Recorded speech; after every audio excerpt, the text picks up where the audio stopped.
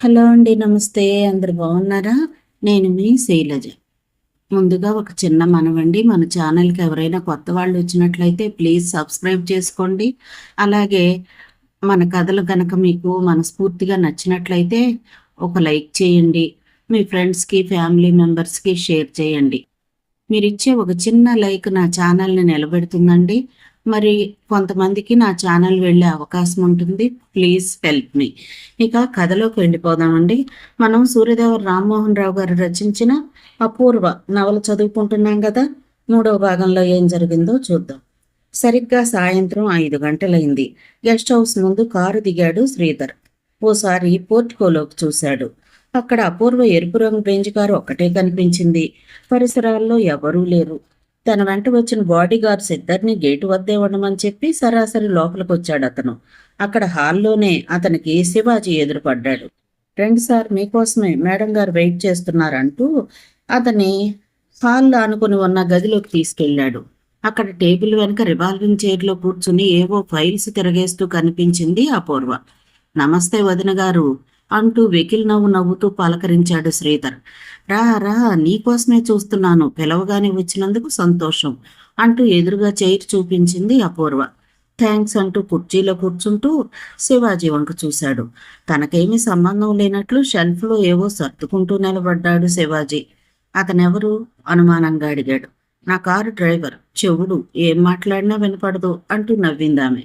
మంజరి car driver? అతను వేరు, ఇతను వేరు, చెప్పానుగా చెవుడని. అలాగా అంటూ కావాలని టేబుల్ మీద పేపర్ వెయిట్ని కింద పడేశాడు. చప్పుడు విని కూడా తల తిప్పలేదు శివాజీ. ఓకే, ఇంతకీ నన్ను పిలిచిన విషయం ఏంటో చెప్పలేదు? రిలాక్స్గా కూర్చుంటూ అడిగాడు అతను. ఫైల్ మూసి పక్కన పెట్టి సూటిగా చూసింది అపూర్వ. శ్వేత నిన్ను ప్రేమించానంటోంది. నిన్నే పెళ్లి చేసుకుంటానని ఒంటికాలు మీద నిలబడింది. ఆ విషయం మాట్లాడాలి, అందుకే పిలిచాను చెప్పింది. ఏం మాట్లాడాలి? మాకు ఈ పెళ్ళి ఇష్టం లేదు. మీకు ఇష్టం ఉన్నా లేకపోయినా మా పెళ్ళి ఆగదు. ఎందుకంటే శ్వేతను అంతగా నా గ్రిప్లో ఉంచుకున్నాను. కావచ్చు, నాకు ఇష్టం లేదంటున్నానుగా. ఉండదు. ఆస్తి గురించి భయం. ఏమవుతుంది? మీ ఆస్తి మీద మేం పెత్తనం చేయకూడదా? ఆడాళ్ళు ఆడాళ్ళుగానే ఉండాలి. మగరాయిళ్ళలా వ్యాపార చక్రం తిప్పాలనుకుంటే ఎలా? మా అన్నయ్య నరసింహంను పెళ్లి చేసుకుంటే ఈ పాటికి ఇద్దరు పిల్లలు తల్లి అయ్యేదానివి. నీ గురించి, నీ ఆస్తి గురించి అన్నయ్య చాలా ఆశలు పెంచుకున్నాడు. నాశనం చేశావు. అందుకే ఇప్పుడు ఆ బాధ్యతని నేను తీసుకున్నాను. శ్వేతను వల్ల వేసుకున్నాను. పెళ్లి చేసుకుంటాను. అల్లుడిగా మీ ఇంట్లో కాలు పెడతాను. నన్ను మీరు ఆపలేరు. శ్వేతను అడ్డు పెట్టుకుని మిమ్మల్ని ఒక ఆట ఆడించకపోతే చూడు. బెదిరిస్తున్నావా? బెదిరింపు కాదు, భవిష్యత్తు చెప్తున్నాను. అంటే కేవలం ఆస్తి కోసమే మా శ్వేతను ప్రేమిస్తున్నావా? లేకపోతే దాని అందం చూసా అంటూ పక్కున నవ్వాడు శ్రీధర్. దాన్ని మించిన అందగత్తెలను సొంతం చేసుకున్నవాణ్ణి, డబ్బు పవరేంటో బాగా తెలిసిన వాడిని. ఏమిటది? మేనకోడలన్న జాలి కూడా లేదని. అది మీకుండాలి. ముగ్గురు ఆడపిల్లలను చేసి తమ దారిని పైకి పోయారు అత్త బావ. ఒంటరి ఆడపిల్లలను జాలిపడి మిమ్మల్ని మేము పెళ్లి చేసుకుని మీ కష్టాలు తీర్చాలి అనుకున్నాం. చాలు, ఇక చెప్పకు. ఆస్తి కోసం మీరు ఏ అఘాయిత్యమైనా చేయగలరని నాకు తెలుసు. నిన్ను చేసుకుంటే శ్వేత సుఖపడలేదు. ఆ మాట నిజమే. నేనెంత వెధవనో మా వాళ్ళందరికీ తెలుసు. పాపం పిచ్చి శ్వేతకి తెలియదు. నా చేతిలో కీలు బొమ్మది. పుడుతులో పడ్డ ఈగల గిలగిల కొట్టుకుంటూ ఉంటుంది చూడు. ఆ పరిస్థితి రాకూడదని నిన్ను పిలిచాను. ఓకే, ఇక మాటలు అనవసరం. ఎంత కావాలి? ఎందుకు? శ్వేతను వదిలేయాలి. చెప్పు, నీకెంత కావాలి? ఏమిస్తావు? నీకెంత కావాలో చెప్పు. మాది పవిత్రమైన ప్రేమ, డబ్బుతో కొనలేవు. చెప్తే కదా కొనగలనో లేదో తెలిసేది. ఓకే, ఇక సాగదీయటం ఎందుకు గాని, నువ్వు అడిగినట్లే శ్వేతను వదిలేస్తాను. డబ్బుంటే శ్వేత లాంటి వాళ్ళు 100 మంది దొరుకుతారు నాకు. ఓ పని చెయ్యి, మీ ఆస్తిలో సగం నాకు రాసిచ్చేయి. ఇక శ్వేత మొత్తం కూడా చూడను. సగం సరిపోతుందా? ఇస్తే మొత్తం తీసుకుంటానంటూ పక్కున నవ్వాడు శ్రీధర్. అంతవరకు ఏదో సర్దుతూ అక్కడే తిరుగుతున్న శివాజీ అపూర్వ వంక చూసి, మేడం, ఇదంతా చెత్త, బయట పారేయమంటారా అడిగాడు. అతని ఉద్దేశం అర్థమై చిన్నగా నవ్వింది అపూర్వ. చెత్తగా ఎప్పుడైనా పారేయచ్చు, కాసేపు ఆగు అంది. శ్రీధర్ అనుమానంగా చూశాడు. అదేమిటి? వాడు చెవిటివాడు కదా, నీ మాటలు ఎలా అర్థమవుతాయి అని అడిగాడు. అతనికి లిప్ రీడింగ్ తెలుసు, అర్థం చేసుకుంటాడు. నీ సంగతి చెప్పు అంది. ఏం చెప్పను? మరో మాట చెప్పు. మాట మార్చే అలవాటు నాకు లేదు. సగం ఆస్తి రాసిచ్చేసే ఉద్దేశం ఏదైనా ఉంటే ఫోన్ చేయి, అదే ఫైనల్ అంటూ లేచాడు శ్రీధర్. ఫైనల్గా నా మాట కూడా విని వెళ్ళు, తొందరపడితే ఎలా? ఇది అపూర్వ గొంతు కాదు, శ్వేత గొంతు. ఉలిక్కిపడి తిరిగి చూశాడు. పక్క డోర్లోంచి బయటకు వస్తూ కనిపించింది శ్వేత. ఆమె వెంట మంజరి కూడా ఉంది. వాళ్ళని చూడగానే శ్రీధర్ ముఖంలో చకచకా రంగులు మారిపోయాయి. శ్వేతకు నిజం తెలిసిపోయిందని గ్రహించగానే ముఖం కందగడ్డలా ఎర్రబారింది. మోసం, వంచన. శ్వేతను నా నుంచి వేరు చేయడానికి ఇంత నాటకం ఆడతావా? శ్వేత, మీ అక్క ఆడుతున్న నాటకం ఏంటో తెలుసుకోవాలని అలా మాట్లాడాను. అదంతా నిజం కాదు తెలుసా అంటూ ప్లేటు మారుస్తూ శ్వేత చేయి పట్టుకోబోయాడు. శ్వేత కళ్ళు నిప్పు కణాల్లా ఉన్నాయి. కోపం తేరా సాచి వాడి చెంప పగలగొట్టింది. ఇంకొక మాట మాట్లాడితే చంపేస్తాను, పోరా. నీ నాటకం తెలుసుకోలేక మోసపోయింది చాలు. మీరు మా ఆస్తి మీద కన్నేసినా నువ్వు అలాంటి వాడివి కాదనుకున్నాను. నేను నీ వెంట పడలేదు. నా పక్కన నిలబడేపాటి అందం కూడా నీకు లేదని నాకు తెలుసు. మేనమామవి నా వెంట పడి కాళ్ళ వేళ్లపడి ప్రేమ నాటకం ఆడితే నిజమని గుడ్డిగా నమ్మాను. నిన్ను చేసుకుంటే సుఖపడగలనని ఆశించాను. అంతేగాని ఆస్తి కోసం మా మీద పగ తీర్చుకోవడం కోసం వల విసురుతున్నావని తెలుసుకోలేకపోయాను. నా కళ్ళు తెరించింది. పోరా, ఇంకెప్పుడు నా కంట పడకు, పో అంటూ అరిచింది. పోతాను, కానీ చెంప మీద కొడితే భయపడి పారిపోవడానికి నేను గాజులు తొడిగించుకోలేదు. మీసమున్న మగాణ్ణి. నా నుంచి ఎలా తప్పించుకుంటావో చూస్తాను. ఇప్పుడే ఈ క్షణమే నిన్ను ఎత్తికెళ్ళి పెళ్లి చేసుకుంటాను. ఎవరు అడ్డుపడతారో చూస్తానంటూ విసురుగా శ్వేత చేయి పట్టుకోబోయాడు. అతని ప్రయత్నం నెరవేరకముందే మరో బలమైన చెయ్యొచ్చి అతడి చేతిని పట్టేసింది. అప్పటికే తన సీట్లోంచి లేచి నిలబడింది అపూర్వ. శివాజీ, ఈ చెత్తని ఇప్పుడు బయటపడే అంది ఆర్డర్ వేస్తున్నట్టు. ఈ చెవిటివాడు నన్ను ఆపేంత మగాడా, చంపేస్తావిండంటూ రెండో చేత్తో శివాజీని కొట్టబోయాడు శ్రీధర్. ఆ చేతిని కూడా ఒడిసి పట్టేశాడు శివాజీ. నువ్వు పంపించిన నీ గోండాల వల్లే కాలేదురా, నువ్వేం చేస్తావు అంటూ వాడిని విసురుగా లాగి ఎత్తి హాల్లోకి విసిరేశాడు శివాజీ. ఉప్పు మూటలా కిందపడి బాధతో పెద్దగా అరిచాడు శ్రీధర్. కూడా నాటకమేనా? వీడు చెవిటివాడు కాదా? లేచి నిలబడుతూ అరిచాడు. అతను చెవిటివాడు కాదు, అంతేకాదు ఇక్కడ నువ్వు మాట్లాడిన ప్రతి మాట రికార్డ్ అయింది. వీడియో సాక్ష్యం చెప్తుంది. రేపు మాలో ఏ ఒక్కరికి హాని జరిగినా పోలీసులు నిన్ను మూసేస్తారు, అది గుర్తుంచుకో. మర్యాదగా వెళ్ళిపో అంటూ హెచ్చరించింది అపూర్వ. ఆ మాటతో వాడు మరింత రెచ్చిపోయాడు. మూర్ఖుడికి మంచి మాటలు చెవికెక్కవు. జేబులోంచి బటన్ నైఫ్ తీశాడు.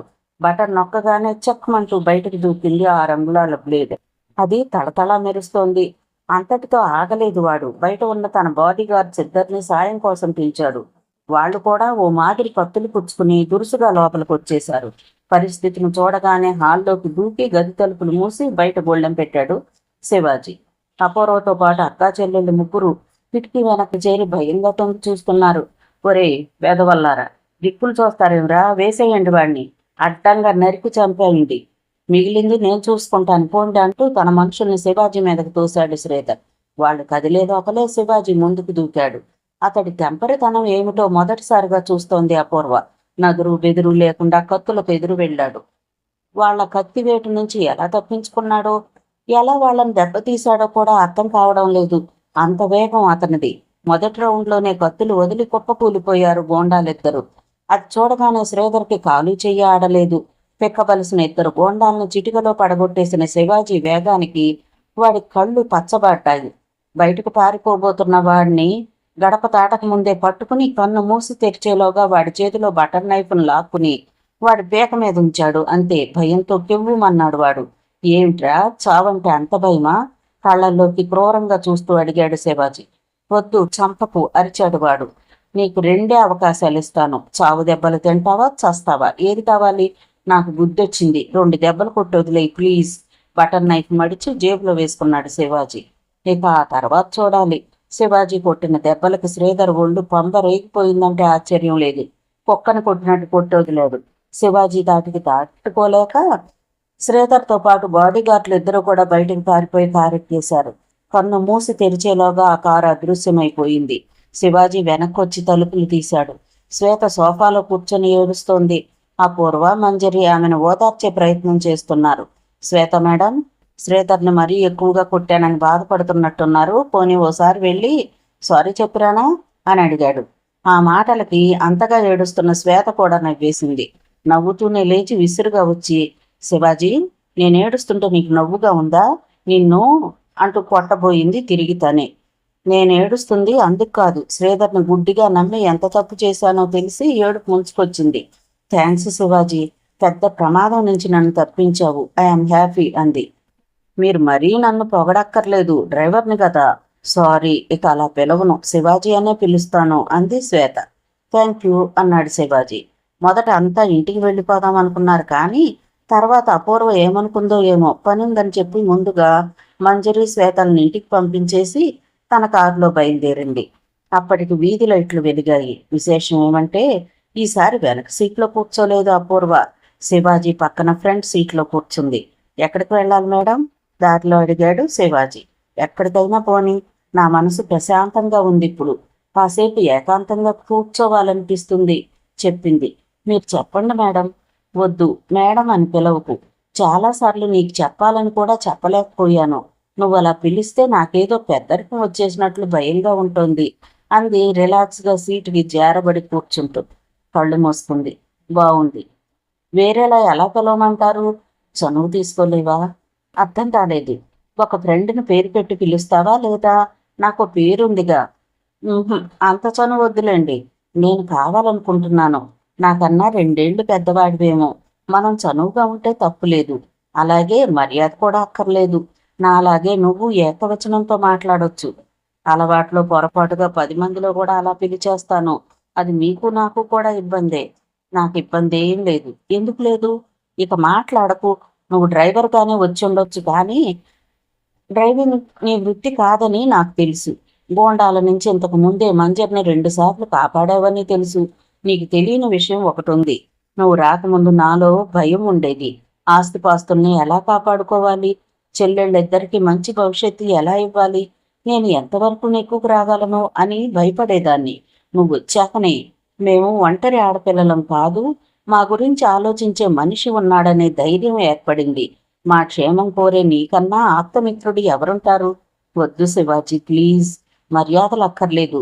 నిన్ను మాలో ఒకడు అనుకుంటున్నాను నేను. మామూలుగా మాట్లాడితేనే సంతోషిస్తాను. ఓకే, మీ ఇష్టం. మీ కాదు, నీ. ఏమిటో ఇలా చనువుగా పిలవాలంటే నాలుగు అడ్డం పడుతున్నట్లుగా ఉంది. నువ్వే చెప్పు, ఎక్కడికి తీసుకెళ్ళను? ఇది కూడా నాకు నచ్చలేదు.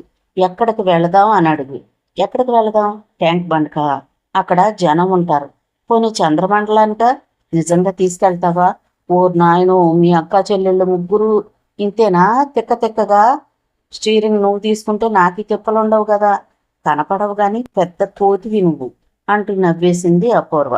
15 గంట తర్వాత పబ్లిక్ గార్డెన్స్లో ఒక బెంచ్ మీద కూర్చుంది అపూర్వ. వాతావరణం ప్రశాంతంగా ఉంది. దగ్గరలోనే కొందరు పిల్లలు కేరింతలు కొడుతూ ఆడుకుంటున్నారు. శివాజీ వెళ్ళి 2 ఐస్ క్రీములు తెచ్చి ఒకటి ఆమెకిచ్చి తను ఒకటి తీసుకున్నాడు. కూర్చో, ఎంతసేపు అటు ఇటు తిరుగుతావు అంది. ఆలోచిస్తున్నాను అన్నాడు అతను. దేనికి? ఏం లేదు, ఎప్పుడు మూడీగా రిజర్వ్డ్గా ఉండేదానివి ఉన్నట్టుండి నాతో ఎంత ఫ్రీగా మాట్లాడుతుంటే అర్థం కావడం లేదు. అదే ఆలోచిస్తున్నాను. ఇది తుఫాను ముందు ప్రశాంతతేమోనని భయంగా ఉంది. నీకు భయమా? సరేలే, కూర్చో చెప్తా. కూర్చున్నాడు. నీకు తెలియదు శివాజీ, నేను చాలా హుషారైన అమ్మాయిని. అందరితోనూ కలుపుగోలుగా ఉంటాను. ఎప్పుడూ నవ్వుతూ నవ్విస్తూ ఉండేదాన్ని. ఫాదరు మదరు పోయాక బాధ్యతల మీద పట్టడంతో ఎడతెగని ఆలోచనల్లో మూడీగా మారిపోయాను. ఇప్పుడు నిన్ను చూసి ధైర్యం తెచ్చుకుంటున్నాను. నా మీద నమ్మకం ఉంచావు, సంతోషం. ఐస్ క్రీమ్ అయిపోయింది, ఇక నేను లేవచ్చా?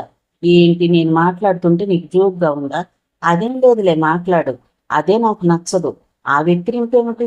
మై గాడ్, ఇన్ని కష్టాలా? పెళ్ళైన వాళ్ళంతా ఈ అమ్మాయిలతో ఎలా వెళ్తున్నారో కానీ నాకు మాత్రం పిచ్చి పట్టేలా ఉంది. అవునన్నా తంట, కాదన్నా తంట. పక్కున నవ్వేసింది అపూర్వ. ఆ నవ్వు చూస్తుంటే ఎంతసేపైనా అలా చూస్తూ ఉండిపోవాలనిపించింది. ఎంతో హుందాగా అందంగా నవ్వే ఆ నవ్వులో ఏదో మ్యాజిక్ ఉంది, ఆకర్షణ ఉంది. అది శివాజీని ముగ్ధుణ్ణి చేస్తుంది. అతని చూపుల అర్థాన్ని గ్రహించేసిందో ఏమో గాని వెంటనే నవ్వాపి, నువ్వు కాసేపు మాట్లాడకుండా కూర్చో, నీతో చాలా చెప్పాలి అంది. తలుపాడు. అసలు మా కుటుంబంలో ఏం జరిగిందో తెలుసుకోవాలని లేదా? అతను మౌనంగా ఉండిపోయాడు. అడుగుతోంది నిన్నే, చెప్పేంటి? దబాయించింది. నువ్వేగా మాట్లాడొద్దన్నావు, ఇప్పుడు మాట్లాడు. ఇవాళ నా టైం బాగున్నట్లేదు. ఓకే చెప్పు, వింటాను. అంతా అక్కర్లేదు. మీ మమ్మీ డాడీ యాక్సిడెంట్లో పోయారు, అది తెలుసు. ఆ తర్వాత విషయాలుంటే చెప్పు అన్నాడు. మమ్మీని చేసుకునేటప్పటికి డాడీ చాలా చిన్న వ్యాపారస్తుడు. మమ్మీ చాలా మంచిది. అందుకే వాళ్ళు మంచివాళ్ళు కాదని తెలిసినా డాడీ ఇష్టపడి మమ్మీని చేసుకున్నారట. తర్వాత కాలంలో మేము చాలా ధనవంతులమయ్యాం. మమ్మీ పుట్టింటి వాళ్ళు పెద్దగా ఏమీ సంపాదించలేకపోయారు. ఇటు మేము అటు మామయ్యలు కూడా పెరిగి పెద్దవాళ్ళమయ్యాం. మమ్మీ రికమెండేషన్తో డాడీ పెద్ద మామయ్య నరసింహంకి మా కంపెనీలో కీలకమైన స్థానంలో ఉద్యోగం ఇచ్చారు. మంచి జీతం ఇచ్చారు, కానీ మామయ్య నిలబెట్టుకోలేకపోయాడు. కంపెనీ సొమ్ము 50 లక్షల వరకు పక్కకు మళ్లించేశాడు. విషయం తెలియగానే డాడీ వాడిని ఉద్యోగంలోంచి తీసేశారు. అలా సంపాదించిన డబ్బుతో రకరకాల అక్రమ వ్యాపారాలు సాగిస్తూ వాళ్ళు బాగానే సంపాదించుకున్నారు. కానీ మా ఆస్తి మీద వాళ్ళ పన్ను పడిన సంగతి మమ్మీ డాడీ పోయిన తర్వాతే మాకు అర్థమైంది. ముగ్గురు పెళ్లి కాని అమ్మాయిలు, బోలెడు ఆస్తి. నన్ను తన పెద్ద కొడుకు నరసింహానికి, మంజర్ని రెండో కొడుకు శ్రీధర్కి పెళ్లి చేస్తే ఆస్తిని గుప్పెట్లో పెట్టుకుని మా సామ్రాజ్యాన్ని తమ ఆధీనంలోకి తెచ్చుకోవచ్చని మా తాతయ్య ప్లాన్ చేసి హైడ్రామా నడిపించాడు. ఎంతో ప్రేమ ఒలకబోస్తూ మా వద్దకు చేరారు. అయిన వాళ్ల చేత మాకు చెప్పించారు. వాళ్ళ బుద్ధులు నాకు ముందే తెలుసు కాబట్టి నేనే కాదు, మంజరు కూడా వాళ్ళ పథకాన్ని ఒమ్ము చేశాం. అంతేకాదు, కంపెనీ వ్యవహారాలు నేను తీసుకున్నాక వాళ్ళు మా ఇంటి పక్కకు రాకుండా తగిన జాగ్రత్తలు తీసుకున్నాను. టైంలో అయితే నరసింహం పెళ్లి చేసుకోమని నన్ను చాలా హెరాస్ చేశాడు. అప్పట్లో పోలీస్ కంప్లైంట్ కూడా ఇచ్చాను. ఇదంతా మనసులో పెట్టుకుని ఎలాగైనా మా ఇంట్లో పాగా వేయాలని చిన్న మామయ్య శ్రీధర్ శ్వేతను పెళ్లికి ఒప్పించడానికి ప్రేమ నాటకం ఆడాడు. ఆస్తి కోసం అయిన వాళ్లే పగబట్టి మమ్మల్ని వంచాలని చూస్తున్నారు. శ్రీధర్ని నువ్వు కొట్టినందుకు చాలా సంతోషంగా ఉంది తెలుసా అంటూ శివాజీ వంక చూసింది. అతనక్కడలేడు. అంత దూరంలో పిల్లలతో ఆడుకుంటూ కనిపించాడు. తను మాట్లాడుతూనే ఉంది. నిశ్శబ్దంగా ఎప్పుడు వెళ్ళిపోయాడో అర్థం కాలేదు ఆమెకు. చాలా కోపం వచ్చేసింది. ఎంత కోపం అంటే అక్కడి నుంచి లేచి వచ్చేసి కారులో కూర్చుండిపోయింది. ఆమె వెళ్ళిపోవటం శివాజీ చూడలేదు. 10 నిమిషాల వ్యవధి తర్వాత శివాజీ అక్కడికి వచ్చాడు. చెప్పకుండా ఇలా వచ్చేయటం ఏం బాగాలేదు అన్నాడు స్టీరింగ్ వెనక కూర్చుంటూ. మాట్లాడుతుంటూ వెళ్ళిపోవడం బాగుందా? పోట్లాటకు దిగింది అపూర్వ. ఓ అదే, తెలిసిన విషయాలు తిరిగి తిరిగి వినాలంటే బోర్ కొడుతుంది, అందుకే లేచి వెళ్ళిపోయాను. ఆ మాట ముందే చెప్పొచ్చు కదా. ఓకే, తప్పు నాదే. ఇప్పుడైనా ఇంటికి వెళ్దామా? సారీ సారీ, నా బాధ నీతో చెప్పుకున్నాను చూడు, తప్పంతా నాదే అంటూ ముఖం తిప్పుకుంది. కారు స్టార్ట్ చేశాడు శివాజీ. అవును, మా విషయాలు ముందే నీకు ఎలా తెలిసాయి? దారిలో గుర్తు చేసుకుని మరీ అడిగింది. మంజర్ చెప్పింది అన్నాడు. ఇక మాట్లాడలేదు అపూర్వ. కారు ఇంటికి చేరుకునేసరికి రాత్రి 8 దాటింది సమయం. మొదటిసారిగా ఆ రాత్రి డైనింగ్ టేబుల్ వద్ద అక్కా చెల్లెళ్ళు ముగ్గురితో పాటు తాను భోంచేశాడు శివాజీ. అలా చేయటానికి మొదట శివాజీ ఒప్పుకోలేదు, కానీ అపూర్వతో పాటు మిగిలిన ఇద్దరూ కూడా పట్టుబట్టడంతో భోజనం చేశాడు. తప్పలేదు. ఆ పూటే కాదు, ఇక ముందు కూడా డైనింగ్ టేబుల్ వద్దే భోజనం చేయాలని అపూర్వ ఆర్డర్ వేసింది. మర్నాడు మరో ప్రపోజల్ కూడా చేసింది అపూర్వ. ఇక మంజరి ఐడియా. భవంతిలో కింద చాలా గదులున్నాయి. గెస్ట్ రూమ్ ఒకటి శివాజీ కేటాయించి అతన్ని అవుట్ హౌస్ నుంచి భవంతిలోకి మార్చాలని ఆమె ఉద్దేశం. అపూర్వ కూడా సరేనంటూ శివాజీతో చెప్పింది, కానీ శివాజీ అవుట్ హౌస్ వదిలి రానని కరాఖండిగా చెప్పేశాడు. ఆ కోపంతో మర్నాడు ఉదయమే అవుట్ హౌస్కి చెందిన మరో కిటికీ అద్దాన్ని కూడా రాయి విసిరి పగలగొట్టేసింది మంజరి. శ్రీధర్ చేసిన మోసానికి బాధపడుతూ 3 రోజులు ఇంట్లోనే ఉండిపోయింది శ్వేత. 4వ రోజు ఉదయం అక్కలిద్దరితో పాటు తాను బయలుదేరింది. అక్క, ఇవాళ నుంచి నేను ఆఫీస్కి వచ్చేస్తున్నాను. ఏ సెక్షన్ కేటాయిస్తావో నీ ఇష్టం. ఇక నుంచి అక్కతో పాటు నేను నీ బాధ్యతల్ని షేర్ చేసుకుంటాను అంది శ్వేత. అపూర్వకు నిజంగా ఆనందం కలిగించిన క్షణాలవి. తన వెన్నంటి చెల్లెళ్ళిద్దరూ నిలబడితే వ్యాపారంలో తాను సాధించిన విజయాలుంటాయా? బాధ్యత అనే మాటకి మనిషి జీవితంలో చాలా విలువ ఉంది, ప్రాధాన్యత ఉంది. గాలికి తిరుగుతున్న వాళ్ళని చూసి బాధ్యత లేకుండా తిరుగుతున్నాడంటూ పెద్దవాళ్ళు తిట్టడం మనం సర్వసాధారణంగా వింటూనే ఉంటాం.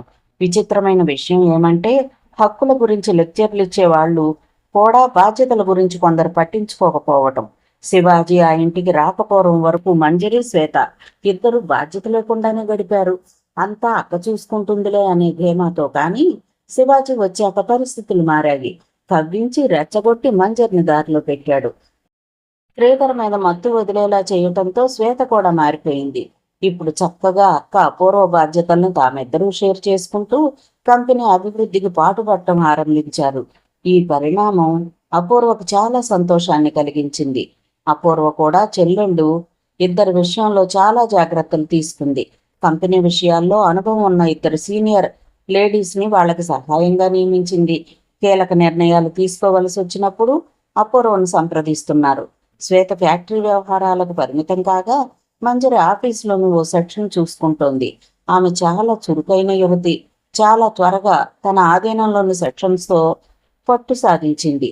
అయితే శివాజీ మాత్రం ఆమెను డిస్టర్బ్ చేస్తూనే ఉన్నాడు. ఆ విషయం అతనికి తెలీదు. డ్రైవింగ్ మానేస్తానంటే ఆఫీసులో మంచి పోస్ట్ ఇస్తానంటూ అపూర్వ ప్రపోజ్ చేసింది.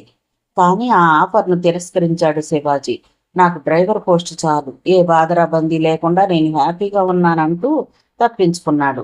ఇలా ఉండగా ఓ రోజు సాయంత్రం 4 గంటలకి శివాజీకి ఫోన్ చేసింది మంజరి. ఎక్కడున్నావు అడిగింది. ఇప్పుడే హాఫ్ బాటిల్ మందు కొట్టి నాటుకోడి చీకు ముక్కలు తింటున్నాను, కావాలంటే చెప్పు, నీకు తీసుకొస్తాను అన్నాడు చికాగ్గా. హేయ్, నేను సీరియస్గా అడుగుతుంటే జోక్ చేస్తావేంటి?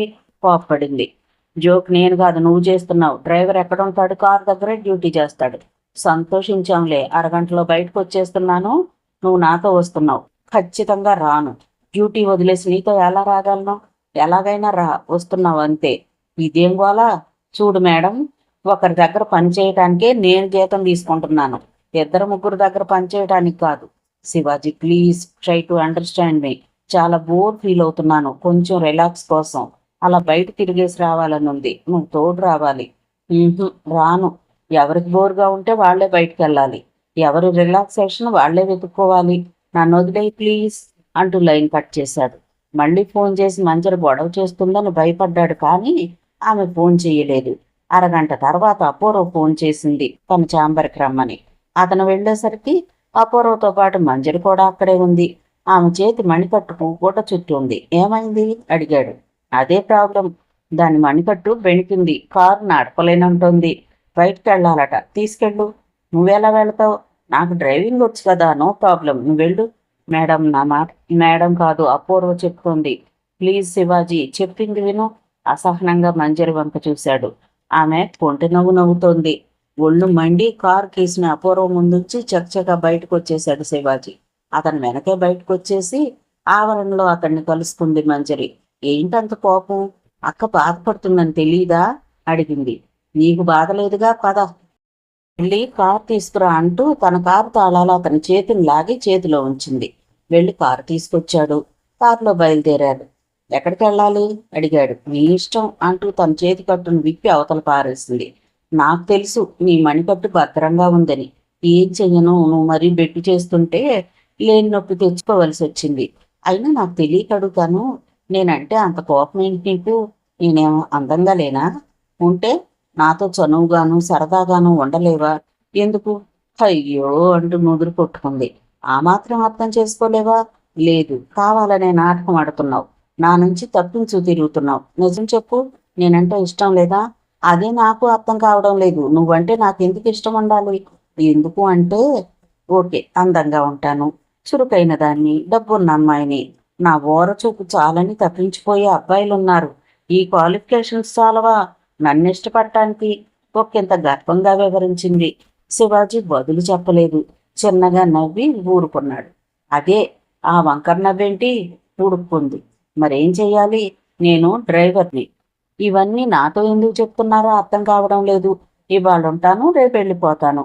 నాతో ఏమిటి, కానీ ఒక్క విషయం మాత్రం అర్థమైంది. నీకు పెళ్లిగాలు తిరిగినట్లుగా ఉంది, నీకు త్వరగా పెళ్లి చేయమని మీ అక్కతో చెప్తాలే. మంజరి ఆ మాటలు కలిగి ముఖం తిప్పుకొని కూర్చుంది. ఆ విషయం గ్రహించాడు. వసపెట్టలా వాగుతావు, అలా అల్లి కూర్చుంటే ఎలా? కనీసం ఎక్కడికి వెళ్లాలో అదైనా చెప్తే సంతోషిస్తాను అన్నాడు. ఎక్కడికైనా తీసుకెళ్ళు అంది. అదే, ఎక్కడికి? నీ ఇష్టం అంటున్నాను. షాపింగ్ చేయాలా? లేదు. టిఫిన్ తినాలా? వద్దు. Ice creams? వద్దు. వద్దంటే ఏం కావాలో తెలిస్తే కదా తీసుకెళ్ళడానికి. ముద్దు కావాలి, ఇస్తావా? వాట్? వినపడలేదా? ముద్దు అడిగాను. హద్దు దాటే అలవాటు నాకు లేదు.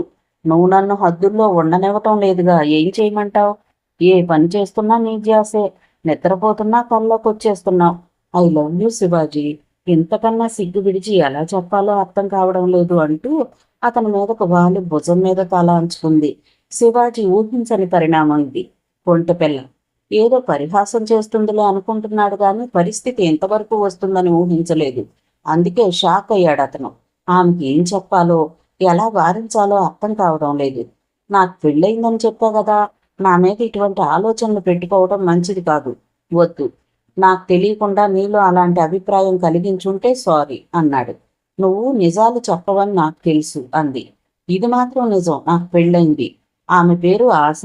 ప్రస్తుతానికి పుట్టింటికి వెళ్ళింది. I love her. ఆశ అంటే నాకు చాలా ప్రాణం. అంచేత నా మీద మనసులో ఏదైనా అభిప్రాయం ఉంటే తుడిచేసుకో. తుడిచేయటానికి నా మనసు పలక కాదు, పవిత్రమైన గుడి. ఆ గుడిలో ఉన్న రూపం నీదే. నిన్ను చూసిన కళ్ళతో మరో మగాడిని ఊహించుకోలేను. చచ్చంపో. ఇవాళ నేను లేచిన టైం బాగున్నట్టుగా లేదు. నీకు బుక్ అయిపోయాను. నాకు కాస్త ఇబ్బందిగా ఉంది. సరిగ్గా కూర్చుంటే సంతోషిస్తాను. నాకు ఇలాగే సంతోషంగా ఉంది. చెప్పు, ముద్దిస్తావా లేదా? ఇవ్వను. ఓకే, నువ్వు ఇవ్వకపోతే నో ప్రాబ్లం, నేనే తీసుకుంటాను. మంజరి ప్లీజ్ అన్నాడు సీరియస్గా శివాజీ. ఇది చిన్నపిల్లల ఆట కాదు, జీవితం. తొందరపాటు నిర్ణయాలు మంచిది కాదు. నా గురించి ఏం తెలిసి నన్ను ప్రేమిస్తున్నానంటున్నావు? చెప్తున్నాగా నా మీద ఆశలు పెంచుకోవద్దు. ఓకే, ఇంటికి వచ్చేసాం, ఇక కారు దిగు అంటూ డోర్ తెరుచుకుని దిగిపోయాడు శివాజీ. మత్తు వదిలిపోయినట్లుగా చుట్టూ చూసింది మంజరి. గేటు దాటి కారు పోర్టుకోలోకి వచ్చి ఆగినా కూడా ఇంటికి వచ్చిన విషయం శివాజీ చెప్పే వరకు గుర్తించలేకపోయిందంటే తాను ఎంత లోతుగా అతని ధ్యాసలో మునిగిపోయిందో అర్థమవుతోంది. అయినా తనను అసలు పట్టించుకోవడేమిటి? అసలు తాను బయలుదేరిన ఉద్దేశమే వేరు. ఎక్కడో ప్రశాంతమైన చోట శివాజీ గుండెల మీద తలాంచుకుని తన ప్రేమను మనసు విప్పి చెప్పాలి అనుకుంది. కానీ శివాజీ తన మనసు అర్థం చేసుకోకుండా ఇలా తీసుకొచ్చి ఇంటి దగ్గర దించడంతో ఆమెకు ఒళ్ళు మండిపోయింది. కోపంగా కారు దిగింది. అప్పటికే శివాజీ గెస్ట్ హౌస్ వైపు వెళ్ళిపోతున్నాడు. అతని మనసంతా చికాగ్గా ఉంది. అసలు తాను ఇక్కడికి వచ్చింది ఏమిటి? ఇక్కడ జరుగుతున్నదేమిటి? అనవసరంగా తనను డిస్టర్బ్ చేస్తోంది మంజరి. అసహనంగా తాళం తీసి అవుట్ హౌస్లో అడుగు పెట్టాడు. బెడ్రూమ్లోకి వెళ్ళి వెనుదిరిగేసరికి ఎదురుగా డోర్లో నిలబడి ఉంది మంజరి. తన వెనకే ఆమె వస్తుందని ఊహించలేదు శివాజీ. ఆమె ముఖంలో ఉత్సాహం లేదు. సూటిగా అతన్నే చూస్తోంది. శివాజీ చికాగ్గా నుదురు రుద్దుకుంటూ ముఖం తిప్పేసుకున్నాడు. నువ్వేమి చిరాకు పడక్కర్లేదు, వెళ్ళిపోతాను. ఒక్క మాట నీతో చెప్పిపోవాలని వచ్చాను అంది చిన్నగా. ఏంటన్నట్లుగా చూశాడు శివాజీ. నేను నీతో చెప్పింది తమాషాగా చెప్పిన మాటలు కాదు. నీకు పెళ్ళయిందో లేదో నాకు తెలీదు. నీకు ఎంతమంది భార్యలో కూడా నాకు తెలీదు. నాకు తెలిసింది ఒక్కటే, నిన్ను ప్రేమించటం. నా నిర్ణయం సరైందో కాదో నాకు తెలీదు. పెళ్ళంటూ జరిగితే అది నీతోనే. నాతో చెప్పకుండా ఇల్లు వదిలి వెళ్ళిపోయావంటే తర్వాత విచారించే అవకాశం కూడా ఉండదు. మంజరిని ప్రాణాలతో చూడలేవు. చెప్పాల్సింది చెప్పి వేగంగా బయటకు వెళ్ళిపోయింది మంజరి. ఆమె నిర్ణయానికి అవాక్కయి అచేతనంగా బెడ్ మీద కూర్చుండిపోయాడు శివాజీ. ఇది ఎక్కడికి తీసుకుపోతుందో అర్థం కావడం లేదు. మంజరు తన మీద ఎంతగా ఆశలు పెంచుకుంటుందని ఊహించలేదు. ముందుగా కనిపెట్టుంటే ఏదో విరుగుడు ప్రయోగించేవాడు. పరిస్థితి చూస్తుంటే చెయ్యి దాటిపోయింది. ఏం చెప్పినా మంజరు వినే స్థితిలో లేదు. ఏం చెయ్యాలి? ఉక్కిరి బిక్కిరి చేస్తున్న ఆలోచనలతో చుట్టూ చీకట్లు ముసురుకోవడం కూడా అతను గుర్తించనే లేదు. నౌకరు వచ్చి భోజనానికి పిలిచే వరకు ఆలోచనల నుంచి బయటపడలేకపోయాడు అతను. లైట్స్ ఆన్ చేసి 15 గంటలో స్నానం ముగించి బట్టలు మార్చుకుని భోజనానికి వెళ్ళాడు.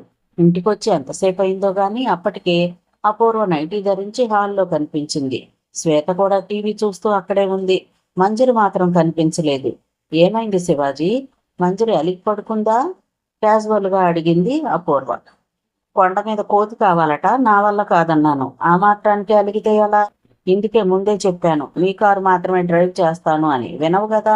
ఓకే, అలిగిన వాళ్లతో మనకేంటి, పదండి భోంచేద్దాం అన్నాడు. చిన్నక్క రాకుండా నేను భోజనం చెయ్యను అంది వెంటనే శ్వేత.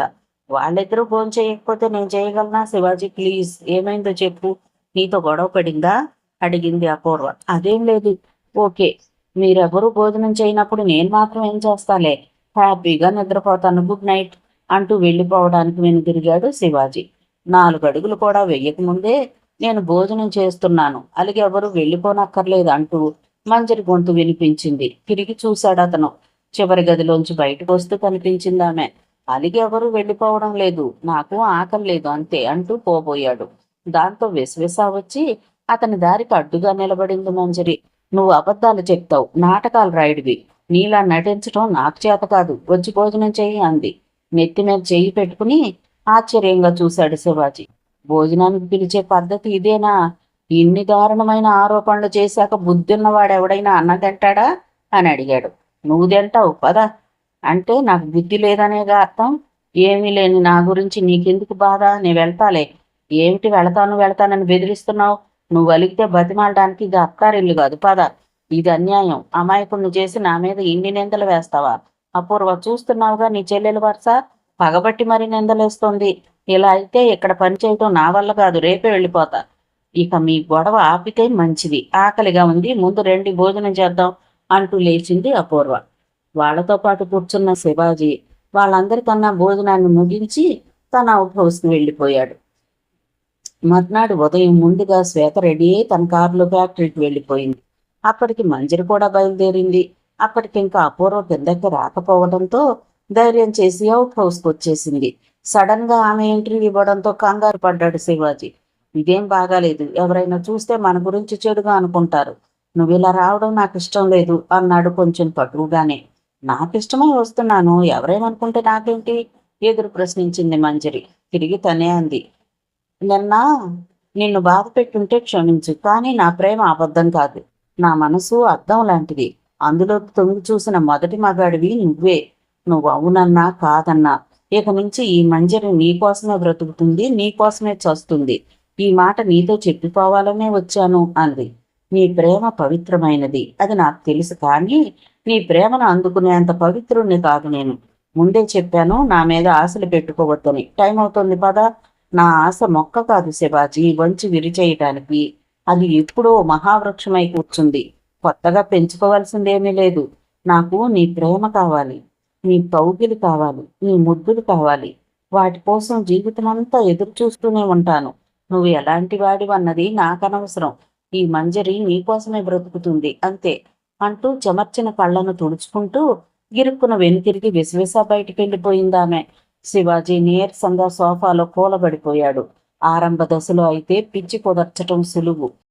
ఇద్దరి విషయంలో అది బాగా ముదిరిపోయిన పిచ్చి అని తేలిపోయింది. ఏం చెయ్యాలి? తన గతం గురించి మంజరితో చెప్పేస్తే, అలా చెప్తే ప్రయోజనం లేకపోగా మరిన్ని కష్టాలు కొని తెచ్చుకున్నట్లవుతుంది. మరి కొద్ది రోజులు ఆగుంటే మంజరికి ఒకరు చెప్పకుండానే అర్థం చేసుకోగలిగేది. అనవసరంగా తనను లవ్ చేసి కొత్త సమస్యలు సృష్టిస్తోంది, మరీ డిస్టర్బ్ చేస్తోంది. ఏం చెయ్యాలి? ఏం చేస్తావు? పెట్టే బెడ సర్దుకుని వెళ్ళిపోతావా? ఉన్నట్టుండి వెక్కిరించింది అంతరాత్మ. అదే బెటర్ అనుకుంటున్నాను. ఏంటి బెటరు? నువ్వున్నావన్న ధైర్యంతో అక్కా చెల్లెళ్ళు ముగ్గురు నిశ్చింతగా ఉన్నారు. వదిలేసి ఎలా పోతావు?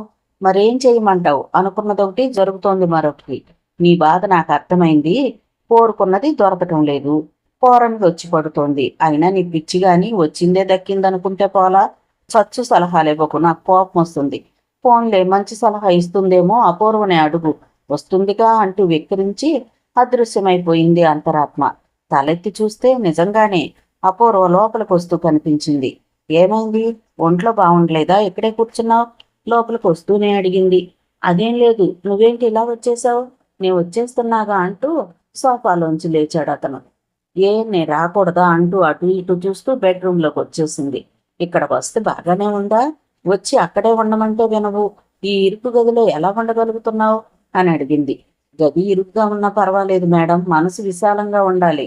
ఇంకా నాకు ధర్మ సందేహం ఉంది, అడగనా? అడుగు, కానీ తమాషాకైనా మేడం అంటూ పిలిస్తే ఊరుకోను.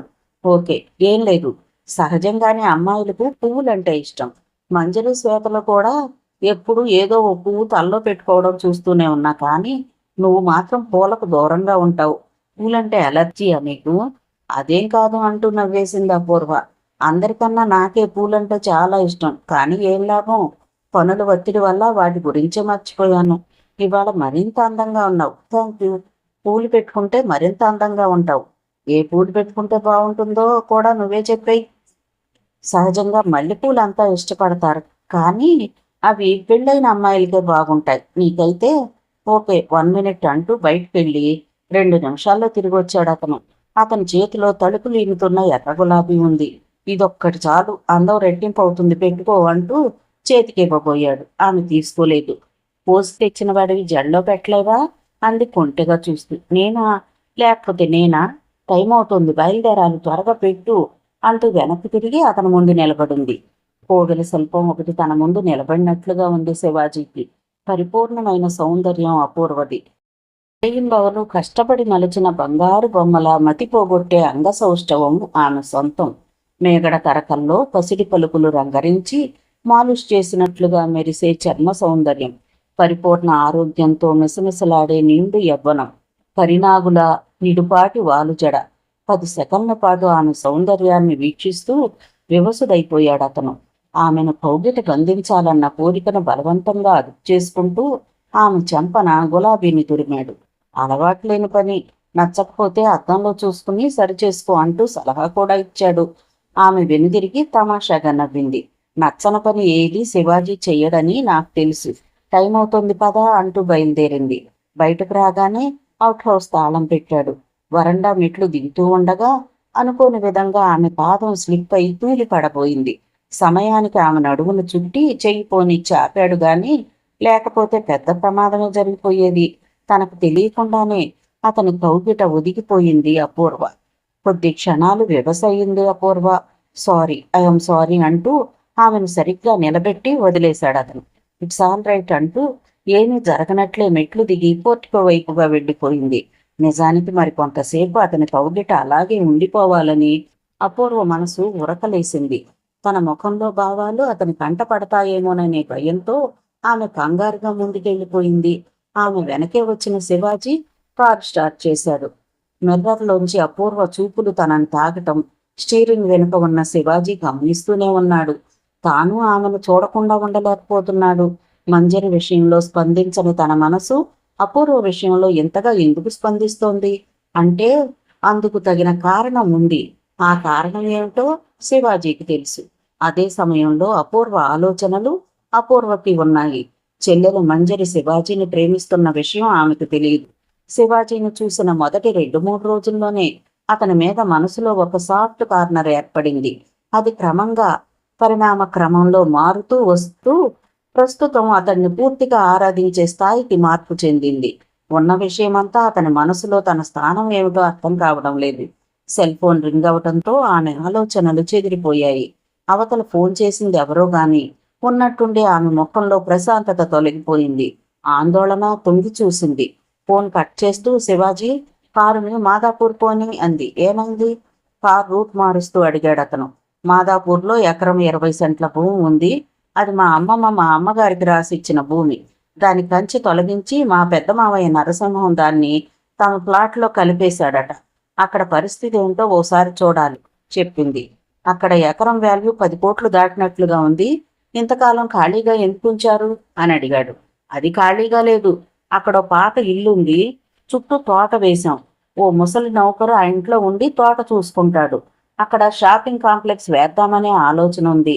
శ్వేత విషయంలో కథ అడ్డం తిరిగిందని ఇప్పుడు వాళ్ళు ఆ స్థలం మీద కన్నేశారు. ముసలతను వీధిలోకి నెట్టేసి పాత ఇంట్లో 10 మంది గోండాలు మకాం పెట్టారట. ఆ నౌకరే ఇప్పుడు ఫోన్ చేసింది. ఇప్పుడు ఏం చేద్దామని? ఆ స్థలం కాగితాలన్నీ భద్రంగా మీ దగ్గరే ఉన్నాయిగా? ఉన్నాయి. మాదాపూర్ పరిసరాల్లో మీ మేనమామ నరసింహం చాలా భూములు కబ్జా చేశాడని విన్నాను. రియల్ ఎస్టేట్ పేరు మీద వాళ్ళు చేస్తున్న భాగవతం అదే కదా. గోండాల అండతో చెలరేగిపోతున్నారు. ఏం చేద్దామని? కోర్టుకు వెళ్ళాలా? అవసరమైతే కోర్టుకు వెళతాను. అది మా తల్లిగారి ఆస్తి, వదులుకోను అంది అపూర్వ. చాలాసేపటి తర్వాత మాదాపూర్ చేరుకున్నారు. అపూర్వకు చెందిన సైటు ముందు కారు ఆపాడు శివాజీ. అపూర్వతో పాటు తాను కారు దిగి స్థలంలోకి వెళ్ళాడు. గేటు దాటి లోపలికి వస్తున్న ఇద్దరిని చూస్తూనే పాత ఇంటి ముందు తీరిగ్గా కూర్చుని పేకాడుతున్న గోండాలు కొందరు పేక ముక్కలు కింద పడేసి లేచి విసురుగా దగ్గరకొచ్చేశారు. నౌకరు ఫోన్ చేసి చెప్పిన విషయం యథార్థమే. ఒక పక్క కంచె తీసేసి హద్దు చెరిపేశారు. ఆగండి, ఎవరు మీరు? ఎందుకు వస్తున్నారు ఇక్కడికి? ఒక గోండా పెద్దగా అరుస్తూ అడ్డొచ్చేశాడు. మీరంతా ఎవరు? ఇక్కడేం చేస్తున్నారు అడిగాడు శివాజీ. ఆ మాట అడగటానికి నువ్వెవరు బే? మీదికి వచ్చేస్తూ దబాయించాడు వాడు. ఈమె అపూర్వ, ఈ స్థలం యజమాని. నేను వారి కారు డ్రైవర్ని. మా స్థలంలో మీరెందుకున్నారు? ఇక్కడేం చేస్తున్నారో అడగమని మేడం ఆర్డర్. శివాజీ మాటలు పూర్తి కాకుండానే పెద్దగా నవ్వాడు వాడు. స్థలమా? ఎక్కడుంది? ఇదంతా నరసింహం గారిది. మీ స్థలం వేరే చోట ఎక్కడో ఉంటుంది, వెళ్ళి వెతుక్కోండి అన్నాడు వెటకారంగా. వాడి మాటలకు శివాజీకి చాలా కోపం వచ్చింది. సమయానికి చెయ్యి పట్టుకుని అపూర్వ ఆపకపోతే వాడి ముఖం పగిలిపోయి ఉండేది. పోదాం పదా అంది శివాజీని వెనక్కు లాగుతూ. అపూర్వ, ఒక్క నిమిషం వెళ్ళి కారులో కూర్చో, వీళ్ళకి సెటిల్మెంట్ ఇచ్చేసి వస్తాను. నచ్చ చెప్పాలని చూశాడు శివాజీ. వద్దు, ఈ అన్యాయం ఏమిటో మామయ్య దగ్గరే తేల్చుకుంటాను, రా చెప్తా అంటూ వెనక్కి తీసుకొచ్చేసింది. రౌడీల వెకిల్ నవ్వులు చూస్తుంటే శివాజీకి కళ్ళు ఎర్రబడుతున్నాయి. అలాగని అపూర్వ మాట కాదని వాళ్లతో గొడవ పెట్టుకోవడం కూడా సమంజసం కాదు. అందుకే తనను తాను అదుపు చేసుకుంటూ వచ్చి స్టీరింగ్ వెనక్కి కూర్చున్నాడు. మా మామయ్య ఆఫీసుకి పోని అంటూ అడ్రస్ చెప్పింది అపూర్వ.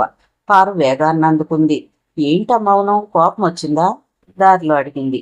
ముందెక్కడ సరిచేసి తర్వాత వెళ్ళి నరసింహానికి వార్నింగ్ ఇవ్వాలి. అది వదిలేసి అక్కడికి పోతామంటావేంటి? కోపం రాదా?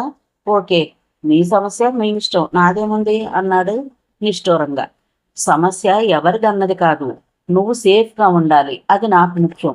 నీ ఆవేశం నాకు తెలుసు. వాళ్ళకేం, అన్నిటికీ తెగించిన కిరాయి గోండాలు 10 మంది వరకు ఉన్నారు. నీకేమన్నా అయితే ఏం కావాలి? నీ ఆవేశమే కాదు, నా ఆరాటాన్ని కూడా నువ్వు అర్థం చేసుకోవాలంటూ వివరణ ఇచ్చింది ఆమె. ఆమె వివరణ అతనికి వినసొంపుగా లేదు. ఆ మాట అంటే బాధపడుతుందని మౌనంగా ఉండిపోయాడు. అరగంట ప్రయాణం తర్వాత నరసింహం ఆఫీస్ ముందు ఆగింది కారు. అది నరసింహంకి చెందిన రియల్ ఎస్టేట్ ఆఫీసు. చాలా పెద్ద కట్టడం. ఆఫీస్ గది వైపు వెళుతుంటే సుమారు 15 మంది వరకు తిక్కవలసిన గోండాలు కోరగా చూస్తూ అక్కడక్కడ కనిపించారు. సెకండ్ ఫ్లోర్లో ఉంది ఆఫీసు. గ్లాస్ డోర్ బయట అటెండర్ కూర్చునున్నాడు. వ్యాపారానికి సంబంధించిన కస్టమర్లు కావచ్చు. 5-6 అక్కడ చైర్లలో కూర్చునున్నారు. పక్కన పొడవాటి హాల్లో ఆఫీసు స్టాఫ్ తమ పనుల్లో ఉన్నారు. నువ్వెక్కడే ఉండు, నేను లోపలికెళ్ళి మాట్లాడొస్తానంటూ శివాజీని హెచ్చరించి అటెండర్తో తాను వచ్చినట్లుగా చెప్పమని నరసింహంతో చెప్పమని చెప్పింది. వాడు లోపలికెళ్ళి వెంటనే బయటకు వచ్చాడు. లోపల కస్టమర్స్ ఉన్నారు మేడం, వెయిట్ చేయమన్నారు, గంట పడుతుందట చెప్పాడు వాడు. అపూర్వ అసహనంగా చూసింది. అంత టైం లేదు, వెంటనే మాట్లాడాలంటూ లోనకు పోబోతుంటే అటెండరు అడ్డుకొట్టేస్తూ డోర్ కడ్డుగా నిలబడ్డాడు. వాడు కావాలనే విసిగించే ప్రయత్నంలో ఉన్నాడని అపూర్వకే కాదు, శివాజీకి కూడా అర్థమైపోయింది. ఎలా చేస్తే మనకేంటి, కథ వెళ్ళిపోదాం అన్నాడు అపూర్వతో. ఆమె అర్థం కానట్లుగా చూసింది. అటెండర్ ముఖంలో మాత్రం శివాజీ ఆశించిన ఫలితం కనిపించలేదు. చావడం ఏంటి అని అడిగాడు. మీ ఆఫీస్లో 6 బాంబులు పెట్టాను, రిమోట్ నా దగ్గర ఉంది. వెంటనే మీ బాస్ మేడంతో మాట్లాడాలి, లేదంటే మీ కర్మ, తుడిచిపెట్టిపోతారంటూ హెచ్చరించాడు. బాంబుల మాట వినగానే ఒక్కసారిగా చెలరేగింది అక్కడ కలకలం. వెయిటింగ్లో ఉన్న కస్టమర్లు ఆఫీసులో బాంబులు పెట్టారట, పారిపోండి, ఒక్క క్షణం ఇక్కడున్న ప్రమాదమే, పారిపోండి అని ఒకరినొకరు హెచ్చరించుకుంటూ పరుగులు తీశారు. వాళ్లతో పాటు ఆఫీసు స్టాఫ్ కూడా కకావికలవుతూ ముందుకు పారిపోయారు. ఈ గొడవకు ఏం జరుగుతుందో అర్థం కాక డోర్ తెరుచుకుని బయటకు తొంగి చూస్తూ, ఏమైందిరా, ఏంటి అరుపులు అంటూ అరిచాడు నరసింహం. జవాబు ఇవ్వటానికి అక్కడ అటెండర్ లేదు. అందరితో పాటు వాడు పారిపోయాడు. ఎదురుగా అపూర్వ, శివాజీలు ఇద్దరే కనిపించారు. శివాజీ అతనికి సమాధానం చెప్పలేదు. నెట్టుకుంటూ అతన్ని లోనకు తీసుకుపోయి కుర్చీలోకి తోశాడు. అతని వెనకే అపూర్వ కూడా లోపలికి వచ్చేసింది. ఏయ్, ఏంట్రా నువ్వు నా ఆఫీసులోకి వచ్చి దౌర్జన్యం చేస్తున్నావు? ప్రాణాలతో బయటకు వెళ్ళలేవు తెలుసా అరిచాడు. అప్పటిదాకా నువ్వు బ్రతుకుంటే చూద్దాం, కానీ అపూర్వ నీతో మాట్లాడాలంటోంది, సమాధానం చెప్పు. నీ మనుషులు వస్తారని చూడకు, బాంబు భయంతో వాళ్ళంతా బయటకు పారిపోయారు, ఎంతసేపట్లో తిరిగి వస్తారో కూడా తెలియదు అంటూ హెచ్చరించాడు. ఆ మాటతో నరసింహం గుప్పిళ్ళు బిగుసుకున్నాయి.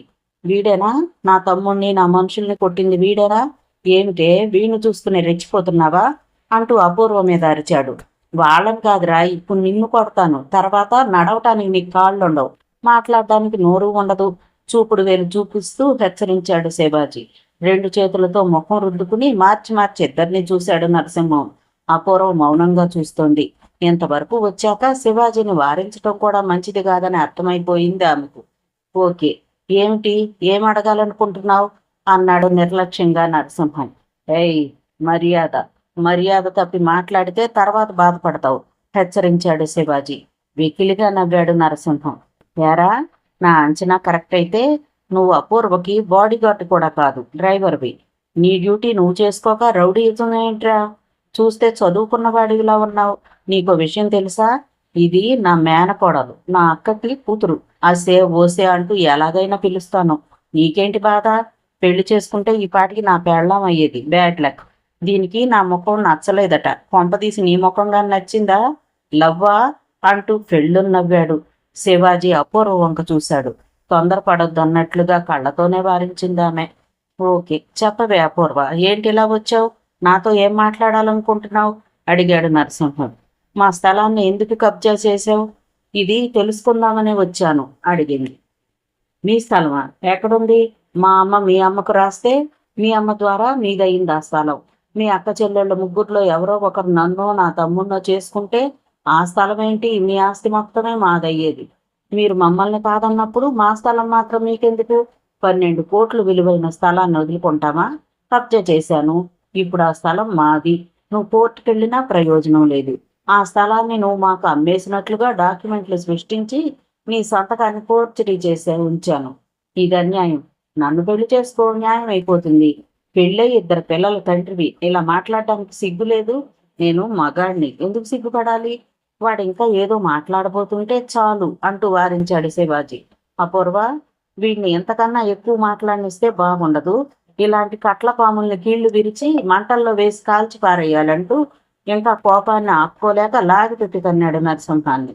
శివాజీ తన మీద అటాక్ చేస్తాడని ఊహించలేదు నరసింహం.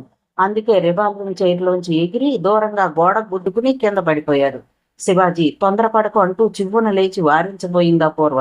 వద్దు, ఈ కుక్క మాటలు విని తట్టుకునే శక్తి నీకుండొచ్చు, కానీ నాకు లేదు. నిన్ను పెళ్లి చేసుకోమని అడిగిన వీడి నోటిని చీల్చి పారేయకపోతే నా పేరు శివాజీయే కాదంటూ విసురుగా వెళ్ళి అప్పుడే లేవబోతున్న నరసింహం కాలు పట్టుకుని విసురుగా యువతలకు లాగి అవతల గోడకు విసిరేశాడు. గోడకు తగిలి కెవ్వున అరిచాడు నరసింహం. అపూర్వ ఎడంగా జరిగి నిలబడి చూస్తోంది. దిమ్మెక్కిపోయిన తలను పట్టి అదుముకుంటూ నరసింహం లేచి కూర్చునే వరకు ఆగాడు శివాజీ. నరసింహం శక్తిని కూడదీసుకుంటూ విసురుగా లేచి నిలబడ్డాడు. ఏ అపూర్వ, నీ డ్రైవర్ చేత నన్ను కొట్టిస్తావా? నీ అంతు చూడకుండా వదలను అరిచాడు ఆవేశంగా. ఏం చేస్తావు? నన్ను చంపాలనుందా? చంపు, చంపరా, కత్తి కావాలా అంటూ టేబుల్ మీద ఉన్న పళ్ళు కోసే చేపను నరసింహం మీదకి విసిరాడు. కంగారుగా దాన్ని పట్టుకున్నాడు నరసింహం. కోపంతో రెచ్చిపోతూ శివాజీని పొడవటానికి ముందుకొచ్చాడు. శివాజీ వాడి చేతిని బ్లాక్ చేసి చేపను జేబురుమాలతో పట్టి లాక్కుని నరసింహం ముఖం మీద బలంగా గుద్దాడు. ముఖం పగిలిన బాధలో నక్షత్రాలు కనిపించాయి నరసింహానికి. శివాజీ వెనక్కొచ్చి జేబురుమాలతో చాకు పిడి పట్టుకుని అపూర్వ చేతిని లాగి ఘాటు పెట్టాడు. జాన పొడవన చీరుకుపోయి చివ్వున నెత్తురు పొంగి కెవ్వున అరిచింది అపూర్వ. చాకును తన జేబులోకి తోస్తూ, అపూర్వ, నువ్వు కార్పొరేట్ సంస్థకి ఓనర్వి. నీ మీద నరసింహం హత్యా ప్రయత్నం చేశాడు. వాడి వేలిముద్రలు చాకు పిడి మీద ఉన్నాయి. పోలీసులకు ఫోన్ చెయ్యి. వీళ్ల గుట్టు మొత్తం బయటపడుతుంది, ఫోన్ చెయ్యి అంటూ సూచించి నరసింహం మీదకు దూకాడు. శివాజీ ప్లాన్ ఏమిటో అప్పటికి గాని అపూర్వకు అర్థం కాలేదు. వెంటనే పోలీస్ స్టేషన్కి ఫోన్ చేసింది. ఆ మాటలు విన్న నరసింహానికి మెదడు మొద్దుబారిపోయింది. ఏం జరుగుతుందో అర్థం చేసుకునే లోపలే పిశాచంలా విరుచుకుపడ్డాడు శివాజీ. దెబ్బలు తట్టుకోలేక బయట హాల్లోకి పరుగు తీశాడు నరసింహం. అంతలో బయటకు పారిపోయిన గోండాలు లోపలికి రావడం ప్రారంభించారు. ఇక అసలైన కొట్లాట ఆరంభమైంది. మొదటిసారిగా శివాజీ దంపరితనం చూసి నిశ్చేష్ట అయిపోయింది అపూర్వ. అంతమందిని ఎదిరించి పోరాటమే కాదు, చావు దెబ్బ తీయటంలోనూ అతని ప్రతిభ ఏమిటో అర్థమవుతోంది. నరసింహంతో పాటుగా 15 మంది గోండాల్ని దుమ్ము దులిపేశాడు శివాజీ. ఆఫీసులో ఖరీదైన ఫర్నిచరు, కంప్యూటర్లు ధ్వంసమయ్యాయి. ఎంతలో పోలీసులు వచ్చేశారు. నరసింహంతో పాటుగా గోండాలను చితక్కొట్టేశాడు శివాజీ. వాళ్ళని చూసిన పోలీసులే ఆశ్చర్యపోయారు. ఏమిటో వీళ్ళందరినీ నువ్వు ఒక్కడివే కొట్టేశావా? నమ్మలేనట్లుగా వచ్చిన క్రైమ్ ఎస్ఐ అడిగాడు. అవును సార్, వెధవలు. వీళ్ళని కొట్టడానికి 10 మందిని తీసుకురావాలా ఏమిటి?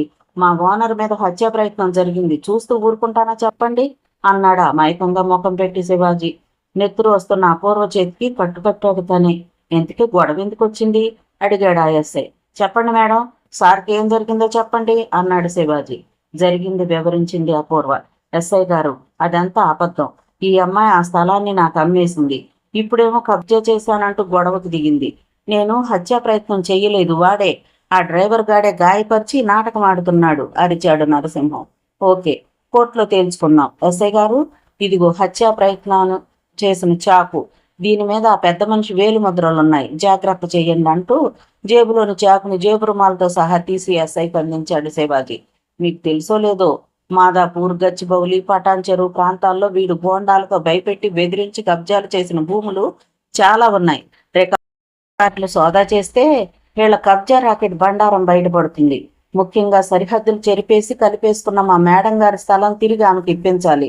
మిగిలిన విషయాలు కోర్టులో మాట్లాడుకుందాం, మేము వస్తామంటూ అపూర్వతో బయలుదేరబోయాడు శివాజీ. నరసింహానికి చెమటలు పట్టేశాయి.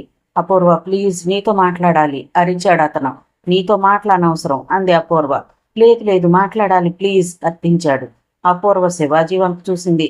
ఏం చెప్తాడో విందాం కదా అంటూ ఆమెను తీసుకుని లోపల గదిలోకి వెళ్ళాడు శివాజీ. వెనకే లోపలికి వచ్చాడు నరసింహం. అపూర్వ, తప్పైపోయింది, ఇంకెప్పుడు మీ జోలికి రాను, మీ స్థలం మీకు ఇచ్చేస్తాను, కేసు ఉపసంహరించుకో అంటూ ప్రాధేయపడ్డాడు. ఆ మాట నాతో కాదు శివాజీతో చెప్పు అంది అపూర్వ. శివాజీ చురుగ్గా చూశాడు. రేయ్ నరసింహం, నా గురించి నీకు తెలీదు. చూడటానికి చాలా సాఫ్ట్గా ఉంటాను. రంగంలోకి దిగితే నా అంత రాక్షసుడు ఉండడు.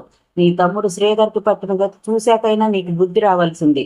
చేతులారా తెచ్చుకున్నావు. ఓకే, ఇప్పుడు మేము కేసు క్యాన్సిల్ చేస్తే హత్యా ప్రయత్నం కేసు నుంచి బయటపడతావు. కానీ పోలీసులు నేను రికార్డులు పరిశీలించి నీ కబ్జా స్థలాలను వెలికితీస్తే దానికి మా బాధ్యత లేదు. ముందుగా నువ్వు ఫోన్ చేసి నీ మనుషులతో చెప్పు. చెరిపేసిన సరిహద్దులు సరిచేసి ఆ చోటు వదిలి వాళ్ళు వెళ్ళిపోవాలి. ఆ పని వెంటనే జరగాలి. ఎక్కడి నుంచి సరాసరి అక్కడికే వెళతాం. అక్కడ వాళ్లలో ఏ ఒక్కడు కనిపించినా వెనక్కొచ్చి నీ కాలు చెయ్యి తీసేస్తాను. అంతేకాదు, నువ్వు ఆ స్థలం మీద సృష్టించిన నకిలీ డాక్యుమెంట్లు కూడా ఇచ్చేయాలంటూ షరతులు విధించాడు శివాజీ. నరసింహానికి మరో దారి కనిపించలేదు. పోలీసుల్ని ఎలాగో నేను మేనేజ్ చేసుకుంటాను, డాక్యుమెంట్లు ఇచ్చేస్తాను, మీరు వెళ్ళిపోండి, మా వాళ్ళకు ఫోన్ చేస్తానంటూ బీరువాలోంచి డాక్యుమెంట్లు తీసి ఇచ్చేశాడు. ఓసారి వాటిని పరిశీలించి అక్కడే చించి పారేశాడు శివాజీ.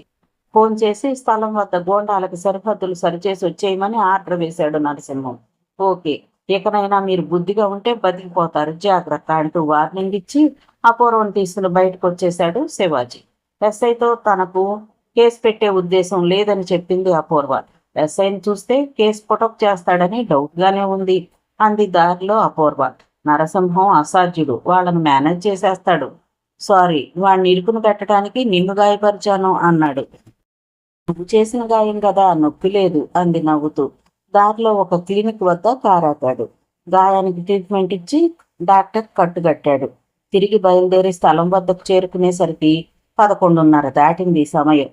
ఇప్పుడు అక్కడ ఒక్క గోండా కూడా లేడు. సరిహద్దులు సరిచేసి ఎప్పట్లా ఫెన్సింగ్ ఉంది. అపూర్వం చూడగానే కాపలా నౌకరు పరిగెత్తుకుంటూ వచ్చాడు. గోండాలు వెళ్ళిపోయారా అడిగింది. అదే ఆశ్చర్యంగా ఉందమ్మా, అంతా వాళ్లే సరిచేశారు, పైగా నన్ను తీసుకొచ్చి స్థలాన్ని అప్పగించి మరీ వెళ్ళారు అన్నాడు తన ఆశ్చర్యాన్ని అదుపు చేసుకుంటూ ఆ నౌకరు. ఓకే, జాగ్రత్తగా చూసుకో, త్వరలోనే ఇక్కడ కట్టడం పనులు ప్రారంభిద్దాం అంటూ వచ్చి కారులో కూర్చుంది. కారు స్టార్ట్ చేసి ముందుకు దూకించాడు శివాజీ. అంతలో అపూర్వం సెల్ మోగింది. అవతల మంజరి లైన్లో ఉంది. అక్క, ఏమైపోయావు, ఇంతవరకు ఆఫీస్కి రాలేదు, ఒకటే టెన్షన్గా ఉంది అరిచింది. టెన్షన్ దేనికి, వచ్చేస్తున్నా అంటూ జరిగింది క్లుప్తంగా వివరించింది అపూర్వ. థ్యాంక్ గాడ్, ఎంత జరిగితే కనీసం ఫోన్ చేసి మాతో ఒక్క మాట కూడా చెప్పలేదేంటి? ఫోన్ శివాజీకి ఇవ్వు అంది మంజరి. మంజరి నీతో మాట్లాడాలంటోంది, ఫోన్ శివాజీకి ఇస్తూ చెప్పింది. కారు నడుపుతున్నాను, తీరికలేదని చెప్పు. అది వినదు, నువ్వే చెప్పు. ఫోన్ తీసుకోక తప్పలేదు. హలో మేడం అన్నాడు. మేడం కాదు, నీ మనోహరి మంజరిని సవరించింది మంజరి. మరొకప్పుడైతే ఆమెతో వాదన పెట్టుకునేవాడే. పక్కన అపూర్వం ఉంది అన్నాడు పొడిగా. 10 కోట్ల ఆస్తిని సేవ్ చేశావు, నీకు 10 కోట్ల ముద్దులు ఇవ్వాలని ఉంది చెప్పింది. అన్ని ముద్దులు ఇస్తే నా పెదవులు వాచిపోతాయని భయమా? అన్ని ముద్దులు ఇచ్చినా నా ఆశ తీరదని నా భయం. నాకు తెలుసు, పక్కన మా అక్క ఉంది కాబట్టి టిక్కురు మనకుండా నేనేం చెప్పినా వినాల్సిందే. అలాగే, మీ అక్కను సేఫ్గా తీసుకొచ్చేస్తాను, thank you. Shivaji line cut చేయకు, మంజరి అరుస్తూనే ఉంది. లైన్ కట్ చేసి ఫోన్ అపూర్వకి ఇచ్చేశాడు. కాసేపు కారాపు అందామె. ఏమైంది? గాయం బాధ పెడుతోందా? మనసు బాధగా ఉంది. దేనికి? ఓ చెట్టు నీడకు పోనిచ్చి కారాకాడు. చమరుస్తున్న కళ్ళు తుడుచుకుంటూ అతని భుజం మీద తల అంచుకుంది అపూర్వ. అంత బాధపడే విషయం ఏముంది ప్లీజ్? ఏమైంది చెప్పు ఆమె ముఖాన్ని తన వైపు తిప్పుకుంటూ అడిగాడు. క్షణం పాటు ఇద్దరి కళ్ళు కలుసుకున్నాయి. ఆమె కళ్ళలోని ఆరాధన స్పష్టంగా గ్రహించగలిగాడు అతను. వెనక్కి జరిగి సర్దుకుని కూర్చుంది.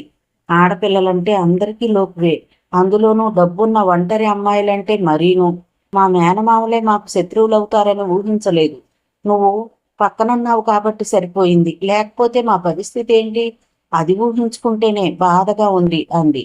నేనున్నంత వరకు మీ మీద ఏగబాలదు, ప్రామిస్, సరేనా?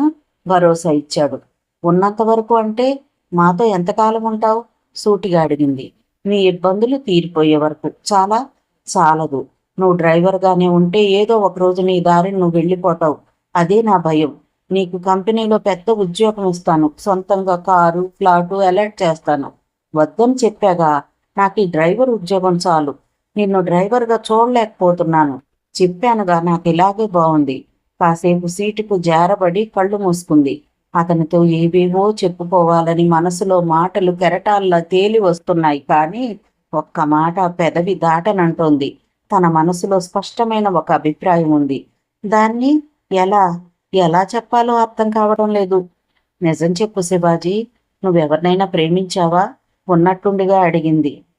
అవును, ప్రేమించాను చెప్పాడు. ఎవరిని? నీలాంటి ఓ అందమైన అమ్మాయిని. ఆమె ఎక్కడుంది? ఇక్కడే. ఇక్కడే అంటే ఈ ఊళ్ళోనే ఉంది. ఆమె నిన్ను ప్రేమిస్తోందా? తెలీదు. నీ ప్రేమను ఆమెకు చెప్పావా? లేదు. ఎందుకని? పరిస్థితి అలాంటిది. నన్ను అడిగితే ఐ లవ్ యూ చెప్పడం చాలా తేలిక, కానీ తర్వాత వచ్చే సమస్యలను ఎదుర్కోవడమే కష్టం. సమస్యలకు భయపడితే లోకంలో ఎవ్వరూ ప్రేమించలేరు. నన్ను అడిగితే ప్రేమే ఒక సమస్య. దాన్ని సాధించుకోవడానికి తెలివితేటలుండాలి. అవి నీ దగ్గర పుష్కలంగా ఉన్నాయి. ఇంతకే ఆమె పేరేంటి?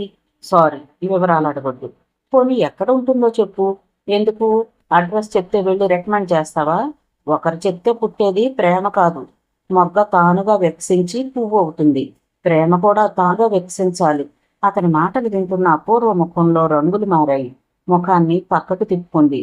నువ్విష్టపడిన అమ్మాయి ఎవరో కానీ నిజంగా అదృష్టవంతురాలు. ఎనివే, నీ ఆశ ఫలించాలని ఆశిస్తున్నాను అంది. Thank you. అయినా ఉన్నట్టుండి ప్రేమ గోలేంటి? నువ్వెవరినైనా ప్రేమించావా? అడిగాడు. ఓసారి అతని కళ్ళల్లోకి చూసి ముఖాన్ని దించుకుంది. లేదు అంది పొడిగా. నువ్వు అబద్ధం చెప్తున్నావు, నాకు తెలుసు అంటూ కారు స్టార్ట్ చేశాడు. అతని ఆరోపణను ఖండించలేదు అపూర్వ. ఆయన పేరు తాతారావు. 65-70 మధ్య వయస్సు.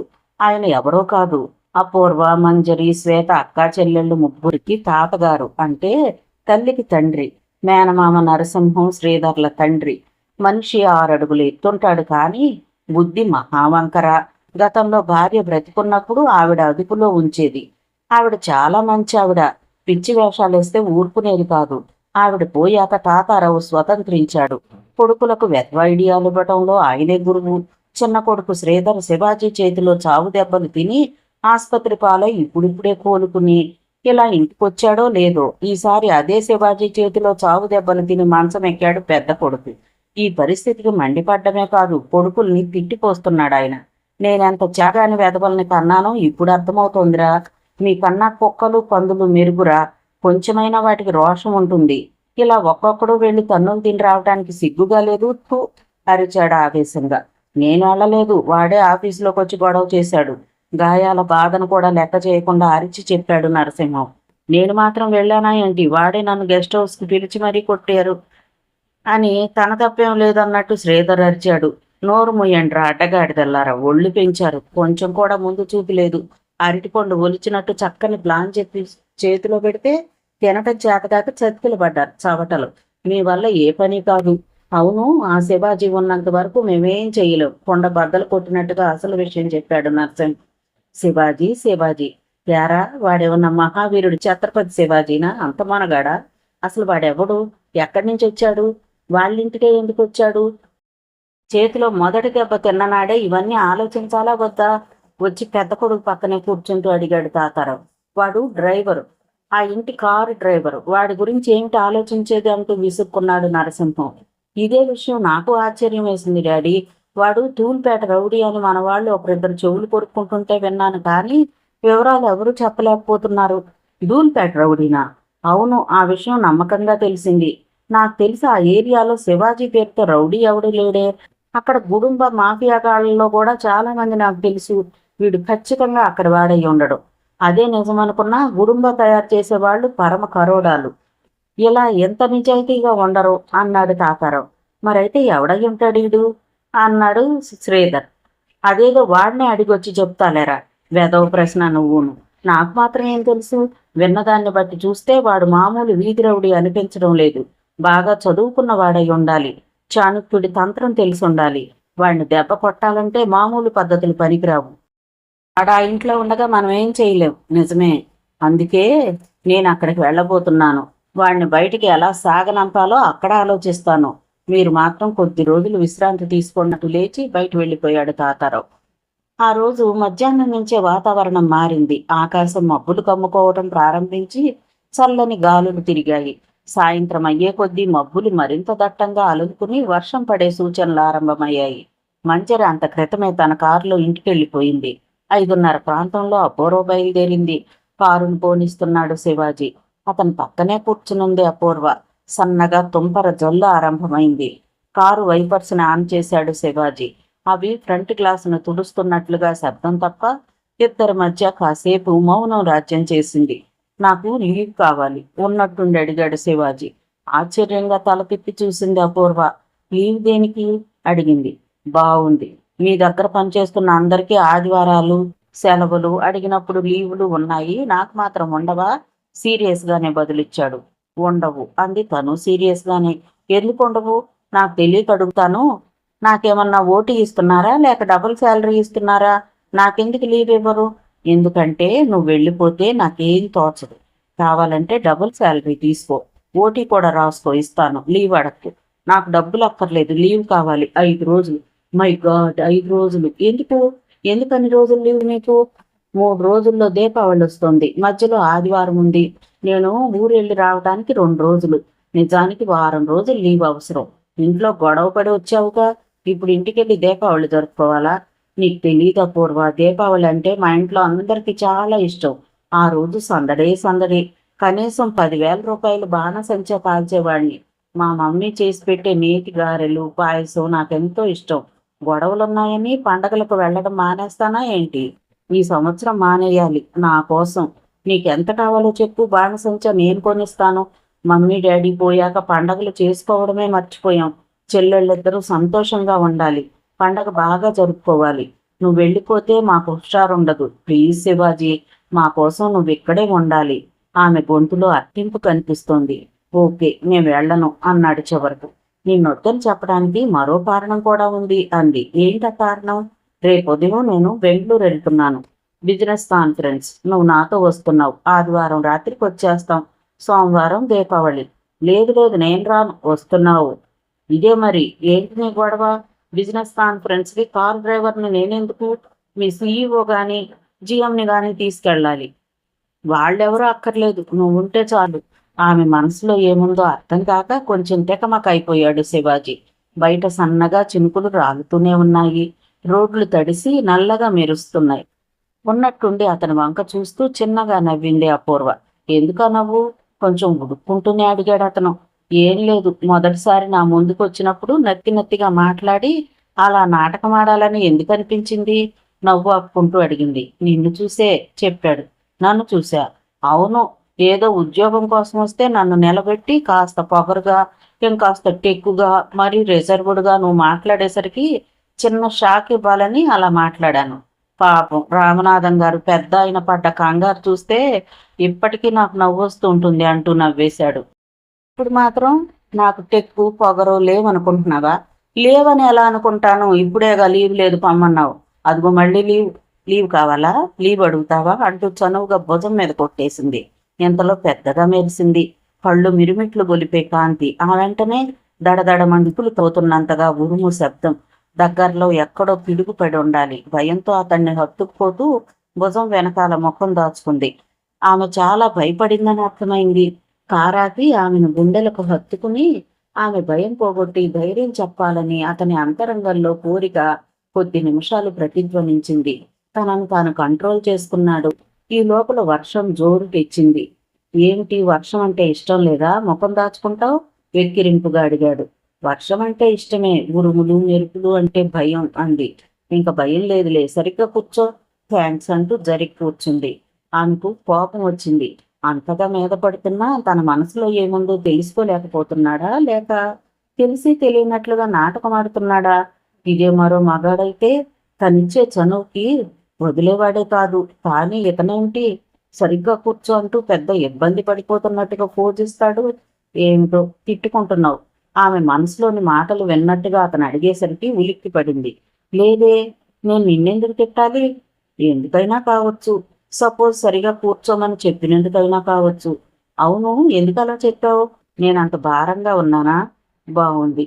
ఎవరన్నా ఒకరి బరువు ఇంకొకరు భరించాలంటే 10 సెకండ్లు లేదా 10 నిమిషాలు. అంతకు మించి భరించాలంటే నీకు బాగా దగ్గరైన వాళ్ళు తప్ప డ్రైవర్ని నేనెలా భరిస్తాను? నువ్వింకా దూరంగానే ఉన్నావనుకుంటున్నావా? నాకు చాలా దగ్గరైపోయావు శివాజీ.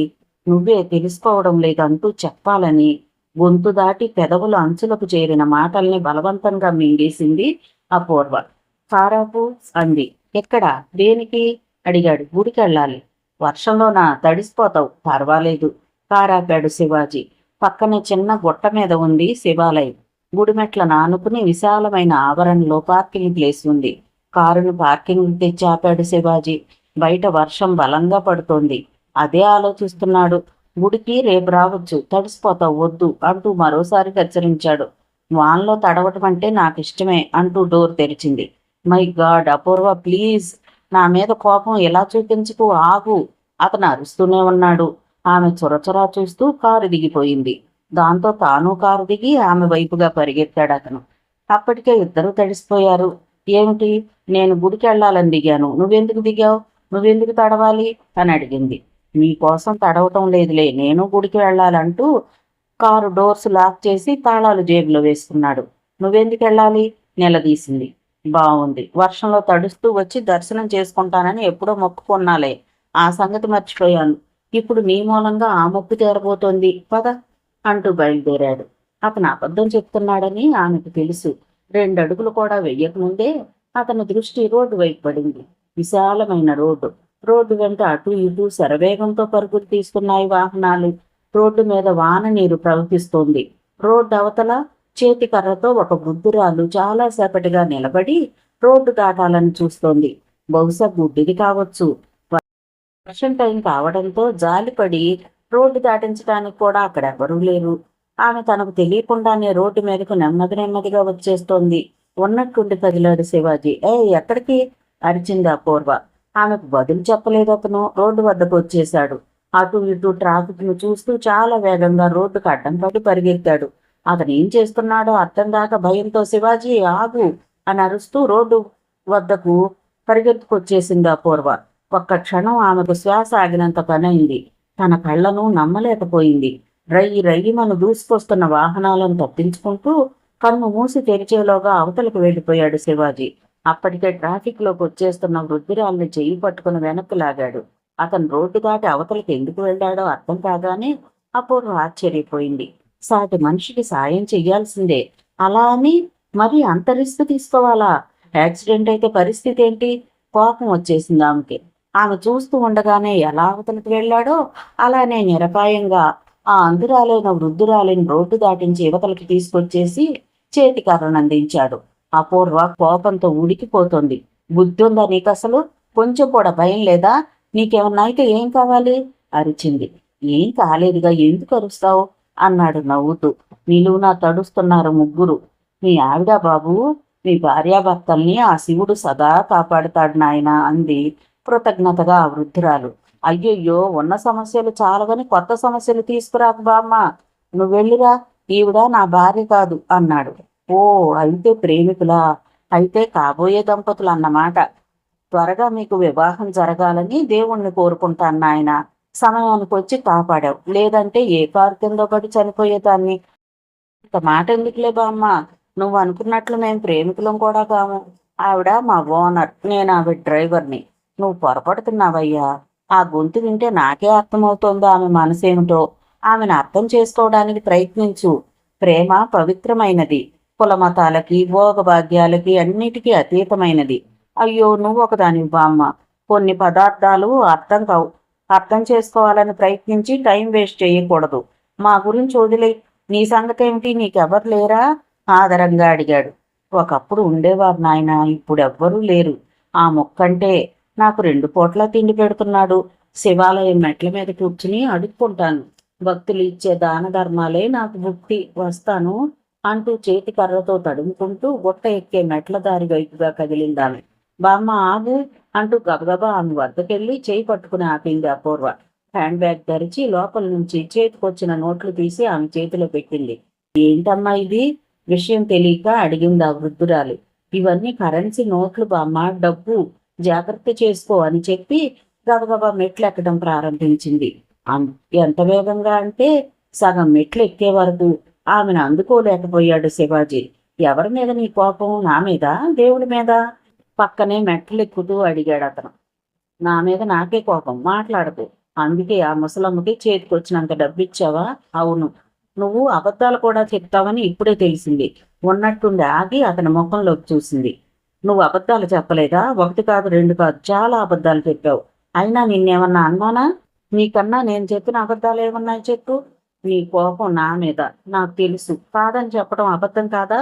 సారీ, సడన్ గా నేను అలా వెళ్ళటం పొరపాటైతే క్షమించు, అంతే. ఆ మాట అనగానే ఇక ఆపుకోలేక అతని భుజం మీద తల అంచుకుని ఏడ్చేసింది.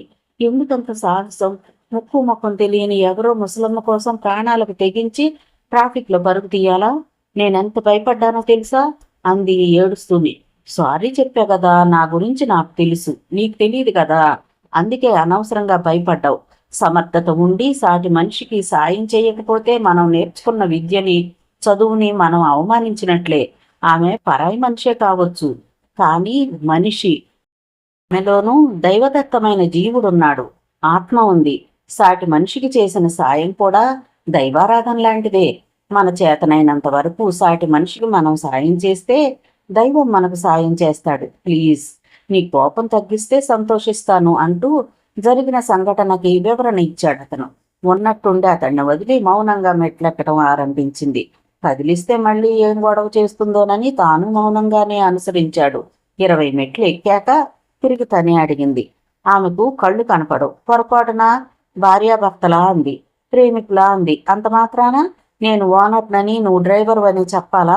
నేను నిన్ను డ్రైవర్గా చూస్తున్నానా అంది. నేను నిజం చెప్పాను, అందులో విపరీతార్థాలు తీయకు అన్నాడు. అవును, నేనేమన్నా అంటే నీకు విపరీతంగా కనిపిస్తుంది. నువ్వు చేసే పనులు మాత్రం కనపడవు. చెప్తున్నాగా, ఇంకోసారి ఇలాంటి రిస్క్ తీసుకునే పనులు చేస్తే ఊరుకోను. ఓకే. ఇద్దరు గుడికి చేరుకున్నారు. వర్షంలో చిక్కుబడిపోయిన భక్తులు చాలా మంది అక్కడ మంటపంలో ఉన్నారు. నిలువునా తడిసిపోతూ మెట్లెక్కి వస్తున్న జంటను ఆసక్తిగా చూస్తున్నారు. వాళ్ళని పట్టించుకోకుండా పైకి వచ్చి బట్టలు పిండి నీళ్లు వాడటం తగ్గే వరకు 5 నిమిషాలు ఆగి దైవ దర్శనానికి వెళ్ళింది అపూర్వ. ఊరా అంత దూరం వెళ్ళి వెనక్కి తిరిగి చూస్తూ పిలిచింది. ఇద్దరు గర్భగుడిలోకి వెళ్ళి దైవ దర్శనం చేసుకుని నమస్కరించి ప్రసాదం తీసుకుని బయటకు వచ్చారు. చలి వణికిస్తోంది. వర్షం ఇంకా పెరిగిందే గాని తగ్గలేదు. 2 నిమిషాలు అక్కడే మెట్ల మీద కూర్చుని ప్రసాదం తిన్నారు. వర్షంలో తడుస్తూ మెట్లు దిగటం ప్రారంభించారు. దేవుణ్ణి ఏం కోరుకున్నావు? కొన్ని మెట్లు దిగాక అడిగింది. నాకంటూ ప్రత్యేకించి ఏ కోరిక లేదు. నీ గురించి వేడుకున్నాను. నీ అందానికి, మంచి మనసుకు తగినట్లుగా నీ మనసుకు నచ్చిన వాడే నీకు భర్తగా రావాలని వేడుకున్నాను. నా మనసుకి ఎవడు నచ్చకపోతే బాగుంది. లోకంలో ఒక్క మగాడు నీకు నచ్చకపోతే ఆ దేవుడు మాత్రం ఏం చేయగలడు? నా ప్రార్థన వేస్ట్ అయినట్లే. వేస్ట్ కాదులే, నాకు మగాడు నచ్చాడు. నిజంగానా? ఎవరా అదృష్టవంతుడు? ఏదో చెప్పాలని పక్కకు తిరుగుతూ ఉండగా అనుకోని విధంగా మెట్ల మీద ఆమె పాదం స్లిప్ అయింది. తూలి పడిపోయింది. చివరి క్షణంలో ఆమె నడుం చుట్టూ చెయ్యి పోనిచ్చి లాగి పట్టుకున్నాడు గాని, లేకపోతే మెట్ల మీద చాలా ప్రమాదం జరిగి ఉండేది. ఆ విసురుకి అతడి ఛాతీని గుద్దుకుని తనకు తెలియకుండానే అతన్ని నడుముని తన చేతులతో చుట్టేసింది. ఆమెతో పాటు బ్యాలెన్స్ చేసుకుని నిలదొక్కుకోవడానికి కొన్ని సెకండ్ల సమయం పట్టింది శివాజీకి. అతన్ని హత్తుకుపోతూ 10 సెకండ్ల పాటు అతని కళ్ళల్లోకి చూసింది అపూర్వ. నాకు నచ్చిన మగాడు నువ్వేనని చెప్పాలనుకుంది, చెప్పలేకపోయింది. అతని పెదవుల నుంచి మాటలు వస్తాయని ఆశించిందామె. అతను తొందరపడలేదు. తన మనస్సులో కెరటంలా మోదిన తీపి ఊహలను అణుచుకుంటూ అతన్ని వదిలేసింది. సారీ అంటూ తిరిగి మెట్లు దిగటం ఆరంభించింది. శివాజీ కూడా మౌనంగానే ఉండిపోయాడు. ఆమె మనసులో ఏముందో తెలియకుండా తొందరపడకూడదనే ఆలోచన అతడి నోటిని కూడా బంధించేసింది. ఇద్దరూ ఇంటికి చేరుకునేసరికి రాత్రి 8 దాటింది సమయం. మంజరి, శ్వేత వాళ్ళ కోసం ఎదురు చూస్తూ ఉన్నారు. అపూర్వ స్నానం చేసి రావటానికి తన గదిలోకి వెళ్ళిపోయింది. శివాజీ అవుట్ హౌస్కి వచ్చి స్నానం చేసి పొడి బట్టలు ధరించి గొడుగు వేసుకుని భోజనానికి వెనక్కి వచ్చాడు. అతని కోసమే ఎదురు చూస్తున్న మంజరి అతన్ని పక్కకు లాగింది. ఎక్కడన్నా కారులో వర్షం పడుతుందా అడిగింది. పడదు. మరి మీ ఇద్దరు తడిసిపోయారేమిటి? గుడికెళ్ళాం. నేను అలా అనుకోవడం లేదు. వానపాట పాడుకుంటూ గంతులేసామనుకుంటున్నావా? పద. గుడికెందుకు వెళ్ళారు? నీ అక్కను అడుగు. నేను డ్రైవర్ని, నాకేం తెలుసు? శివాజీ, నిజం చెప్పు, ఎందుకు తడిశారు? అసలు నీకెందుకు ఈ అనుమానాలు? మనసుని పరిశుద్ధంగా ఉంచుకుంటే పిచ్చి ఆలోచనలు రావు. ఇలా మొగుడిని నిలదీయటం బాగాలేదని తప్పుకో అంటూ ఆమెను తప్పించుకుని డైనింగ్ రూమ్లోకి వెళ్ళిపోయాడు శివాజీ. మంజరి కోపంతో ఉడికిపోయింది. అనుకున్నట్లుగానే మర్నాడు ఉదయం ఫ్లైట్లో శివాజీతో కలిసి బెంగళూరు చేరుకుంది అపూర్వ. 2 రోజులు అక్కడే ఉన్నారు. కాన్ఫరెన్స్ చూసుకున్నాక శివాజీతో కలిసి నంది హిల్స్కి, చాముండేశ్వరి టెంపుల్కి, అలా కొన్ని ముఖ్యమైన ప్రదేశాలు తిరిగి చూసింది అపూర్వ.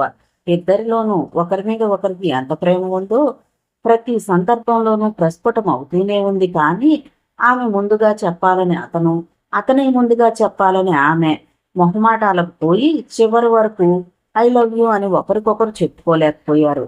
ఆదివారం సాయంత్రం ఫ్లైట్కి హైదరాబాద్ తిరిగి వచ్చేశారు. ఆ మర్నాడే దీపావళి. చెప్పినట్లుగానే గ్రాండ్గా ఏర్పాట్లు చేసింది అపూర్వ. ముఖ్యమైన ఫ్రెండ్స్ని ఆహ్వానించింది. మంజరి, శ్వేతలు కూడా తమ ఫ్రెండ్స్ని పిలిచారు. ఇంటి నిండా అమ్మాయిలు కళకళలాడుతూ తిరుగుతుంటే కన్నుల పండుగగా ఉంది. ఆవరణలో విద్యుత్ దీపాలంకరణ చేశారు.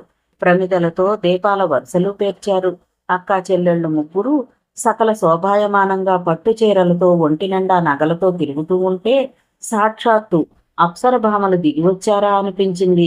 ఇక బాణసంచా కాల్చటంలో శివాజీ ఎక్స్పర్ట్. విందులు, వినోదాలు, బాణసంచాలతో దీపావళి రోజు ఆనందంగా సాగిపోయింది అందరికీ. వారం రోజులు ప్రశాంతంగా గడిచాయి. మిగతా కథ తరువాతి భాగంలో చూద్దామండి. కథ విన్నందుకు ధన్యవాదాలు. ఈ నవల మీకు నచ్చితే ఒక లైక్ చేయండి, షేర్ చేయండి, నా ఛానల్ని సబ్స్క్రైబ్ చేసుకోండి, నన్ను సపోర్ట్ చేయండి. మీరు ఇచ్చే ఒక్క లైక్ నాకు, నా ఛానల్కి ఎంతో సపోర్ట్ని ఇస్తుందండి. మీ యొక్క విలువైన అమూల్యమైన సలహాలని, సూచనల్ని కామెంట్ రూపంలో తెలియజేయండి. Thank you. ఉంటానండి.